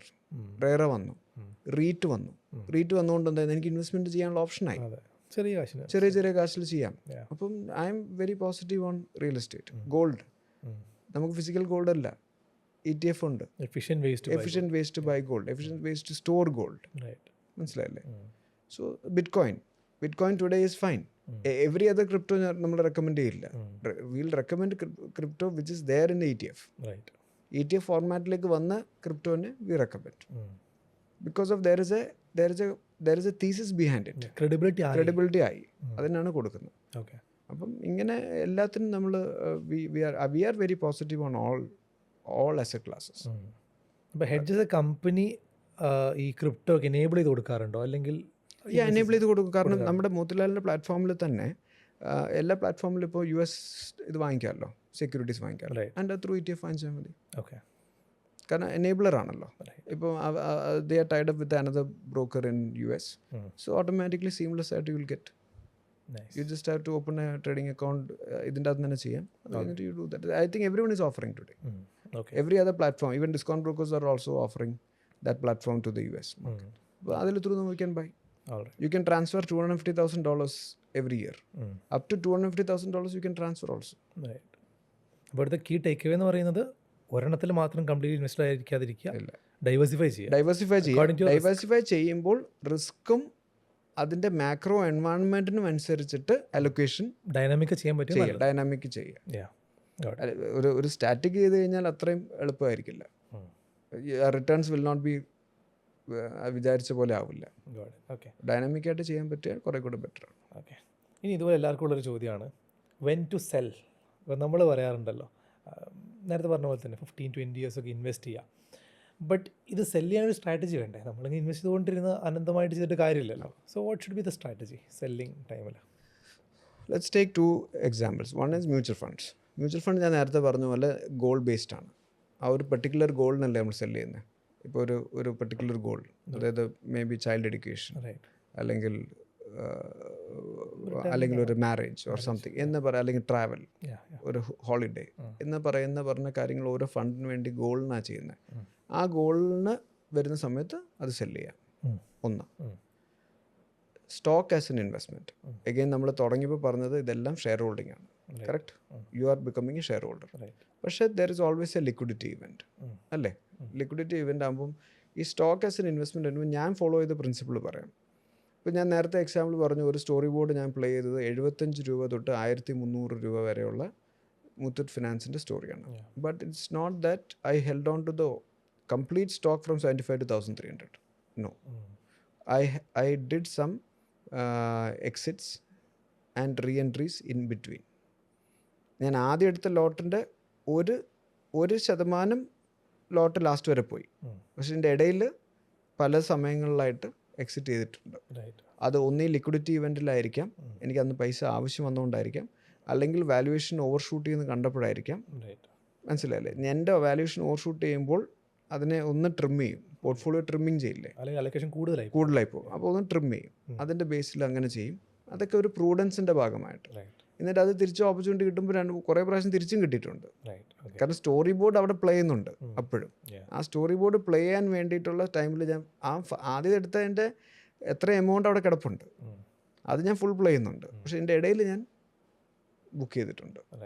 മനസ്സിലായില്ലേ? അപ്പോൾ അങ്ങനെ, അപ്പം ഇന്നും എനിക്ക് പറയാവുന്ന കുറേ പേർക്ക് നമ്മുടെ കമ്പനിയിലും ഉണ്ട് കുറേ ഇൻവെസ്റ്റേഴ്സ് MRFൻ്റെ ഷെയർ ഹോൾഡ് ചെയ്യുന്ന ആൾക്കാരുണ്ട്. ഹു ഹാഡ് ഗോട്ട് ഫ്രം ഒന്നീ ഈസോപ്സ് ത്രൂവും അല്ലെങ്കിൽ അവരുടെ പഴയ ഫാമിലിയുടെ ഇതിൻ്റെ കൂടെ കിട്ടിയ ആൾക്കാർ. അവരിന്നും രാവിലെ വന്ന് ചിലപ്പോൾ ഒരു ഷെയർ വെക്കും. മനസ്സിലായില്ലേ? ഒരു ഷെയർ എന്ന് പറഞ്ഞാൽ 1,50,000 രൂപയാണ്. ഒരു ഷെയർ വെക്കും, കുറച്ച് ചെയ്യുന്ന താഴെ വരുവാണെങ്കിൽ അത് തിരിച്ച് വാങ്ങിക്കും. മനസ്സിലായില്ലേ? അവർക്കൊരു എൻജോയ്മെൻ്റാണ്, അവരുടെ അവിടെ ഇരിപ്പുണ്ട്. മനസ്സിലായില്ലേ? അവരുടെ സ്റ്റോക്ക് ഉണ്ട്, പക്ഷെ അവരിടയ്ക്കൊന്ന് ട്രേഡ് ചെയ്യാനുള്ള ഒരു എൻജോയ്മെൻറ്റ് പോലെ അവിടെ ചെയ്യും. മനസ്സിലായില്ലേ? അങ്ങനെയും ചെയ്യുന്ന ആൾക്കാരുണ്ട്. അപ്പോൾ ഈ ഒരു ജേണിയിൽ ഇപ്പോൾ 75 to 1000 സംതിങ് പറഞ്ഞല്ലോ. അപ്പോൾ ആ ഒരു ജേണിയിൽ ഒബ്വിയസ്ലി സ്മൂത്ത് ആയിരിക്കില്ലല്ലോ. ഫോർ എക്സാമ്പിൾ ഇടയ്ക്ക് പോയിന്റിൽ 50% 60% ഒക്കെ ഇടിഞ്ഞ ടൈംസ് ഒക്കെ ഉണ്ടാവും. അപ്പോൾ അങ്ങനത്തെ ഒരു ഫോളോ എങ്ങനെയാണ് നമ്മൾ തരണം ചെയ്യുന്നത്? അല്ല, ഞാൻ അഗൈൻ പറഞ്ഞത് കൺവിക്ഷൻ ഉണ്ടെങ്കിൽ യു ആർ വെരി ഹാപ്പി. കാരണം പണ്ട് അവരോ പറഞ്ഞിട്ടുണ്ട്, ഈ സ്റ്റോക്ക് എൻ്റെ അടുത്ത് പറഞ്ഞു, മോനെ ഞാൻ ഈ സ്റ്റോക്ക് ചെയ്യില്ല. കാരണം വിറ്റാലും സങ്കടം, വാങ്ങിയാലും സങ്കടം. കാരണം വിറ്റാൽ അത് കയറി പോകുന്ന കാണുമ്പോൾ സങ്കടപ്പെടും, വാങ്ങുമ്പോൾ അത് താഴെ പോകുമ്പോൾ സങ്കടപ്പെടും. അപ്പോൾ അതിന് എന്താ സൊല്യൂഷനാണ് ഞാനിപ്പോൾ പറഞ്ഞ സാധനം. ഒന്ന് വാങ്ങുക, താഴെ വരുമ്പോൾ വീണ്ടും വാങ്ങാനുള്ള ക്യാപിറ്റൽ വെച്ചേക്കുക. അപ്പോൾ അവിടെയും താഴെ വരുമ്പോൾ എന്താ, എനിക്ക് കൂടുതൽ വാങ്ങാമല്ലോ എന്നുള്ളൊരു ഹാപ്പിനെസ് ഉണ്ടാവുക. മുകളിലേക്ക് പോകുമ്പോൾ എനിക്ക് വിൽക്കാമല്ലോ, വിറ്റ് കഴിഞ്ഞിട്ട് ബാക്കി ഇനിയുണ്ടല്ലോ വിൽക്കാൻ എന്നുള്ള ഒരു കോണ്ടെക്സ്റ്റിലേക്ക് ചിന്തിക്കുക. ഈ ഒരു മെൻറ്റാലിറ്റിയിലേക്ക് വന്നാലേ നമുക്കിത് ചെയ്യാൻ പറ്റുള്ളൂ. ഇതേ സെയിം സാധനമാണ് ഞാൻ നേരത്തെ മ്യൂച്വൽ ഫണ്ടിൻ്റെ റുപ്പി കോസ്റ്റ് ആവറേജിങ് പറഞ്ഞത്. താഴെ വരുമ്പോൾ എനിക്ക് കൂടുതൽ യൂണിറ്റ് കിട്ടുമല്ലേ, മുകളിൽ പോകുമ്പോൾ എനിക്ക് കുറച്ച് യൂണിറ്റേ കിട്ടുന്നുള്ളൂ. മനസ്സിലായില്ലേ? എൻ്റെ ബാക്കിയുള്ള ഇൻവെസ്റ്റ്മെൻറ്റ് കയറുന്നുമുണ്ട്. അണ്ടർസ്റ്റുഡ്? ഇതൊരു സൈക്കോളജിയാണ്. അഗെയിൻ ആ സൈക്കോളജി ഒന്ന് അതിലേക്കൊന്ന് ഫോം ചെയ്താൽ യു ആർ ഹാപ്പി. പക്ഷേ എല്ലാത്തിലും വേണ്ട കാര്യം കൺവിക്ഷൻ സ്റ്റോറി ബോർഡ് ഉണ്ടാവണം. പോകുന്ന യാത്ര മുകളിലേക്കാണെന്നുള്ളത് തീരുമാനം ഉണ്ടാവണം. പോകുന്ന യാത്ര താഴേക്കാണെങ്കിൽ ഈ കാര്യം ലോജിക്കില്ല. എനിക്ക് കൺവിക്ഷൻ ഇല്ലെങ്കിൽ, സ്റ്റോറി ബോർഡ് ഇല്ലെങ്കിൽ ഞാൻ എങ്ങനെ വാങ്ങിക്കുന്നത്? ഇടിച്ചുകൊണ്ടിരിക്കുമ്പോൾ വാങ്ങുന്നതിൻ്റെ അകത്ത് എന്ത് ധൈര്യം ഉണ്ടാവും?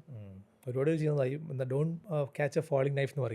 അത് ക്യാച്ച് ഫോളിംഗ് നൈഫ് എന്ന് പറയുന്നത് വെറുതെ താഴെ വാങ്ങിക്കുന്നത്, അതിൻ്റെ അകത്ത് ലോജിക്കില്ല. എവിടെയാണ് വന്ന് വീഴുന്നതെന്ന് അറിഞ്ഞ് നമുക്ക് മനസ്സിലായിട്ട് വേണം ചെയ്യാൻ. കൺവിക്ഷൻ സ്റ്റോറി ബോർഡ് ഉണ്ടായിട്ട് ചെയ്യാൻ പാടുള്ളൂ.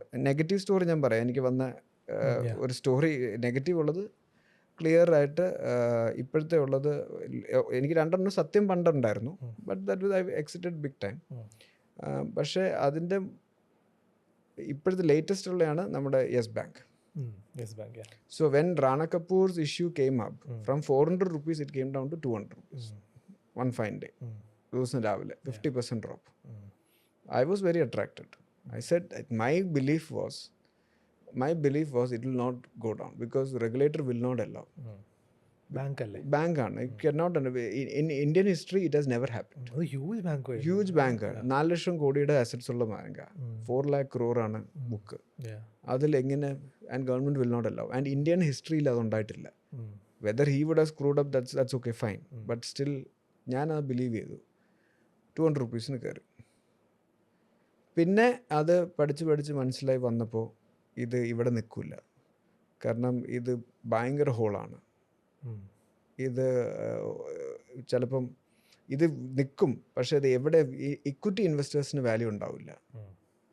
ഇക്വിറ്റി ഇൻവെസ്റ്റേഴ്സിന് വാല്യൂ ഉണ്ടാവില്ല. ഡെറ്റ് ഇൻവെസ്റ്റേഴ്സിനെയാണ് സേവ് ചെയ്യുള്ളൂ. കറക്റ്റ് ആണല്ലോ? അതായത് ഗവൺമെൻറ് സേവ് ചെയ്യാൻ പോകുന്ന ഡെറ്റിനെയാണ്. കാരണം FD ആൾക്കാരെ ഹോൾഡ് ചെയ്യും. ഇക്വിറ്റി ഇൻവെസ്റ്റേഴ്സിനെ അവർ ലീവ് സ്റ്റാൻഡേർഡ് ആക്കുന്നുള്ള ഒരു തിയറി, ഒരു തോട്ട് പ്രോസസ്സ് വന്നു. Then I exited. ബട്ട് അയാളുടെ മാർജിൻ ലോസ് 165 170 ഞാൻ എക്സിറ്റ് ചെയ്തത്.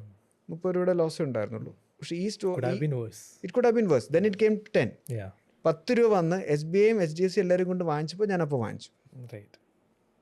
ബിക്കോസ് അവിടുത്തെ സ്റ്റോറി ബോർഡ് മാറി. അപ്പോൾ ഇത് ഇപ്പോഴും നമ്മുടെ അഡ്വൈസറി ബോർഡ്സ് മീറ്റിങ്ങിൽ നമ്മൾ ചോദിക്കുന്ന കാര്യമാണ്. അപ്പോൾ എന്നോട് ചോദിക്കും ഇത് എവിടെ എങ്ങോട്ട് 10 രൂപയ്ക്ക് എടുത്ത്. ഞാൻ 10 രൂപയ്ക്ക് എടുത്തു. 20 രൂപയുടെ സ്റ്റോറി ഉണ്ട്. അതിൻ്റെ മുകളിൽ സ്റ്റോറി ബോർഡ് എനിക്ക് അറിഞ്ഞൂടാ. You understood? കാരണം bank now has to compete with everyone today. You understood? But 10 രൂപയ്ക്ക് എടുക്കാം. ബട്ട് 10 രൂപയ്ക്ക് അന്ന് എടുത്തുന്നത് അന്ന് അറ്റ് പാറിലാണ്. ആൻഡ് ഒബ്വിയസ്ലി അതിനെക്കാട്ടി മുകളിൽ പോകും. ബുക്ക് വാല്യൂ കൂടുന്നതനുസരിച്ചുള്ള സ്റ്റോറി ബോർഡ് ഉണ്ടാവും.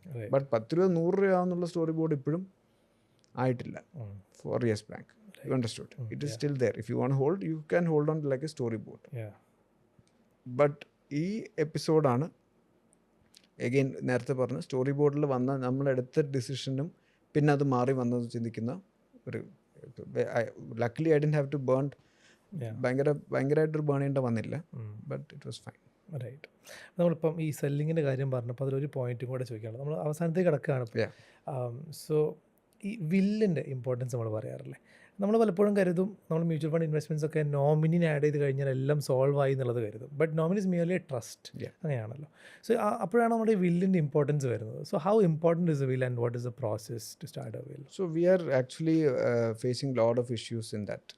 കാരണം ഇപ്പം പെട്ടെന്നൊരാൾ പാസ് അവേ ചെയ്യുമ്പോൾ, ക്ലയൻറ്റ്സ് വി നോ ദാറ്റ് ക്ലയൻറ്റ്സിൻ്റെ അടുത്ത് പാസ് അവേ ചെയ്യുമ്പോൾ ഈ പറയുന്ന ഇഷ്യൂ ചെയ്യാണ്ടിരിക്കുമ്പോൾ വില്ലുണ്ടായിരുന്നെങ്കിൽ വളരെ ഈസി ആയിട്ട് ട്രാൻസ്ഫർ ചെയ്യായിരുന്നു. Nomination is just for them to hold that security.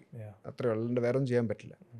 അവർക്ക് പാസ് ഓൺ ചെയ്യണമെങ്കിൽ വില്ല് വരണം. അല്ലെങ്കിൽ they have to go through that whole process of മറ്റേ ഇതൊക്കെ എടുക്കണം. നമ്മുടെ ലീഗൽ ഹയർഷിപ്പ് സർട്ടിഫിക്കറ്റ് ഒക്കെ എടുത്ത് ഒരു വലിയ പ്രോസസ്സ് കൂടെയാണ്. വില്ലേജിലൊക്കെ പോയി ലീഗൽ ഹയർഷിപ്പ് സർട്ടിഫിക്കറ്റ് ഇവർക്കാണെന്നുള്ളതെന്ന് പ്രൂവ് ചെയ്തിട്ട് നമുക്കിത് ട്രാൻസ്ഫർ ചെയ്യാൻ പറ്റുള്ളൂ. അപ്പോൾ any assets four that matter വില്ല് ഇസ് വെരി ഇമ്പോർട്ടൻറ്റ്. ഒരു സക്സഷൻ പ്ലാനിങ്ങും ഒരു ട്രാൻസിഷൻ ചെയ്യുമ്പോഴും അല്ലെങ്കിൽ അതിലേക്കുള്ള പ്രിപ്പറേഷൻ വരുമ്പോൾ വില്ല് ചെയ്യുന്നതാണ് ഏറ്റവും എളുപ്പം. പക്ഷേ ഇന്നും ആൾക്കാർ അതൊന്നും ചെയ്തു തുടങ്ങിയിട്ടില്ല. എല്ലാവരും നോമിനേഷൻ്റെ ഉള്ളിലും അത് ശരിയാവും എന്നുള്ള രീതിയിലാണ് പോകുന്നത്. Nominee is only as A trust, അത്രയേ ഉള്ളൂ. അത് അവർക്ക് പാസ് ഓൺ ചെയ്യാനുള്ള റൈറ്റ് എൻ്റെ അകത്ത് വരുന്നില്ല. പാസ് ഓൺ ചെയ്യണമെങ്കിൽ, ട്രാൻസിഷൻ ചെയ്യണമെങ്കിൽ ലീഗൽ ഹയർഷിപ്പ് സർട്ടിഫിക്കറ്റും മറ്റേതൊക്കെ പ്രൂവ് ചെയ്താൽ മാത്രമേ അത് പാസ് ഓൺ ചെയ്യാൻ പറ്റുള്ളൂ. അത് വലിയ മിസ്കൺസെപ്ഷൻ ആണെന്ന് തോന്നുന്നു നാട്ടിലുള്ളത്. കാരണം എല്ലാവരും വിചാരിക്കുന്നത് നോമിനേഷൻ ഉണ്ടെങ്കിൽ എല്ലാം കഴിഞ്ഞു ഓക്കെയാണ്. ബട്ട് ദെൻ കോംപ്ലിക്കേഷൻസ് ഒരുപാട് വരുന്നുള്ളൂ. റൈറ്റ്. ഓക്കെ. സോ നമ്മൾ ഡിസ്കസ് ചെയ്യാൻ വിചാരിച്ച കാര്യങ്ങൾ നമ്മൾ സംസാരിച്ച് കഴിഞ്ഞിട്ടുണ്ട്. ഐ തിങ്ക് ഒരു റീറ്റെയിൽ ഇൻവെസ്റ്ററുടെ ആംഗിളിലും മേ ബി അവർ എന്ത് മൈൻഡ് സെറ്റിലൂടെയാണ് ഇൻവെസ്റ്റിംഗ് ജേർണീനെ അപ്രോച്ച് ചെയ്യേണ്ടതെന്നും അവിടെ നിന്ന് നമ്മളൊരു മെച്യൂരിറ്റി സ്റ്റേജിലേക്ക് എത്തുമ്പോൾ എന്ത് ഡിഫറൻസാണ് സംഭവിക്കുന്നതെന്നും തുടങ്ങിയുള്ള ഒരു വലിയ റേഞ്ച് ഓഫ് കാര്യങ്ങൾ നമ്മൾ സംസാരിച്ചു. So thank you so much for being here. ഈ ഇൻസൈറ്റ്സ്, ഇത്രയും വർഷത്തെ ഇൻസൈറ്റ്സ് നമ്മുടെ ഓഡിയൻസുമായിട്ട് ഷെയർ ചെയ്യുന്നതിന്. നമുക്ക് ഹെഡ്ജിൻ്റെ ഈ ജേർണിക്കും ഓൾ ദ വെരി ബെസ്റ്റ്. എന്തായാലും മുന്നോട്ട് പോകുമ്പോൾ ഇനിയും കണക്ട് ചെയ്യാം, ഇനിയും പോഡ്കാസ്റ്റുകൾ ചെയ്യാം, നമുക്ക് മാർക്കറ്റിനെ കുറിച്ച് സംസാരിക്കാം. Thank you so much Ashwin.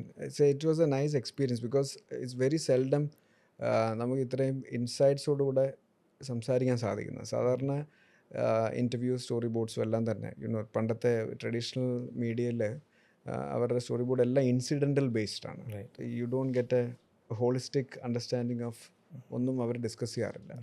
അപ്പം ഇങ്ങനത്തെ പോഡ്കാസ്റ്റ് എന്ന് പറയുന്നത് ഇപ്പോഴൊരു പുതിയ ഫോമാറ്റ് വന്നതുകൊണ്ട് at least the thoughtful sharing is actually happening, which is good for both sides. ഇപ്പം നമ്മൾ ഷെയർ ചെയ്യുമ്പോഴാണ് നമ്മുടെ ക്ലാരിറ്റി ഓഫ് തോട്ടും കുറേ കൂടെ സ്ട്രോങ്ങർ ആവും. അത് ലിസൺ ചെയ്യുന്നവർക്ക് അതിൻ്റെ അത് എന്തെങ്കിലുമൊക്കെ ടേക്ക് അവേ കിട്ടുകയും ചെയ്യും. It's always good thing. നമ്മൾ പറഞ്ഞ പോലെ എല്ലാം സൈക്കോളജിക്കൽ കാര്യങ്ങളാണല്ലോ. സോ നമ്മൾ വീണ്ടും വീണ്ടും പറയുമ്പോഴാണ് അവരുടെ മൈൻഡിലേക്ക് കാര്യങ്ങൾ കയറുന്നത്. സോ ഇതുകൊണ്ട് ഒരുപാട് പേര് രക്ഷപ്പെടുകയാണ്. All the best to you for this podcast also. Thank you so much and keep doing this. Thank you so much. Thank you so much. Thank U.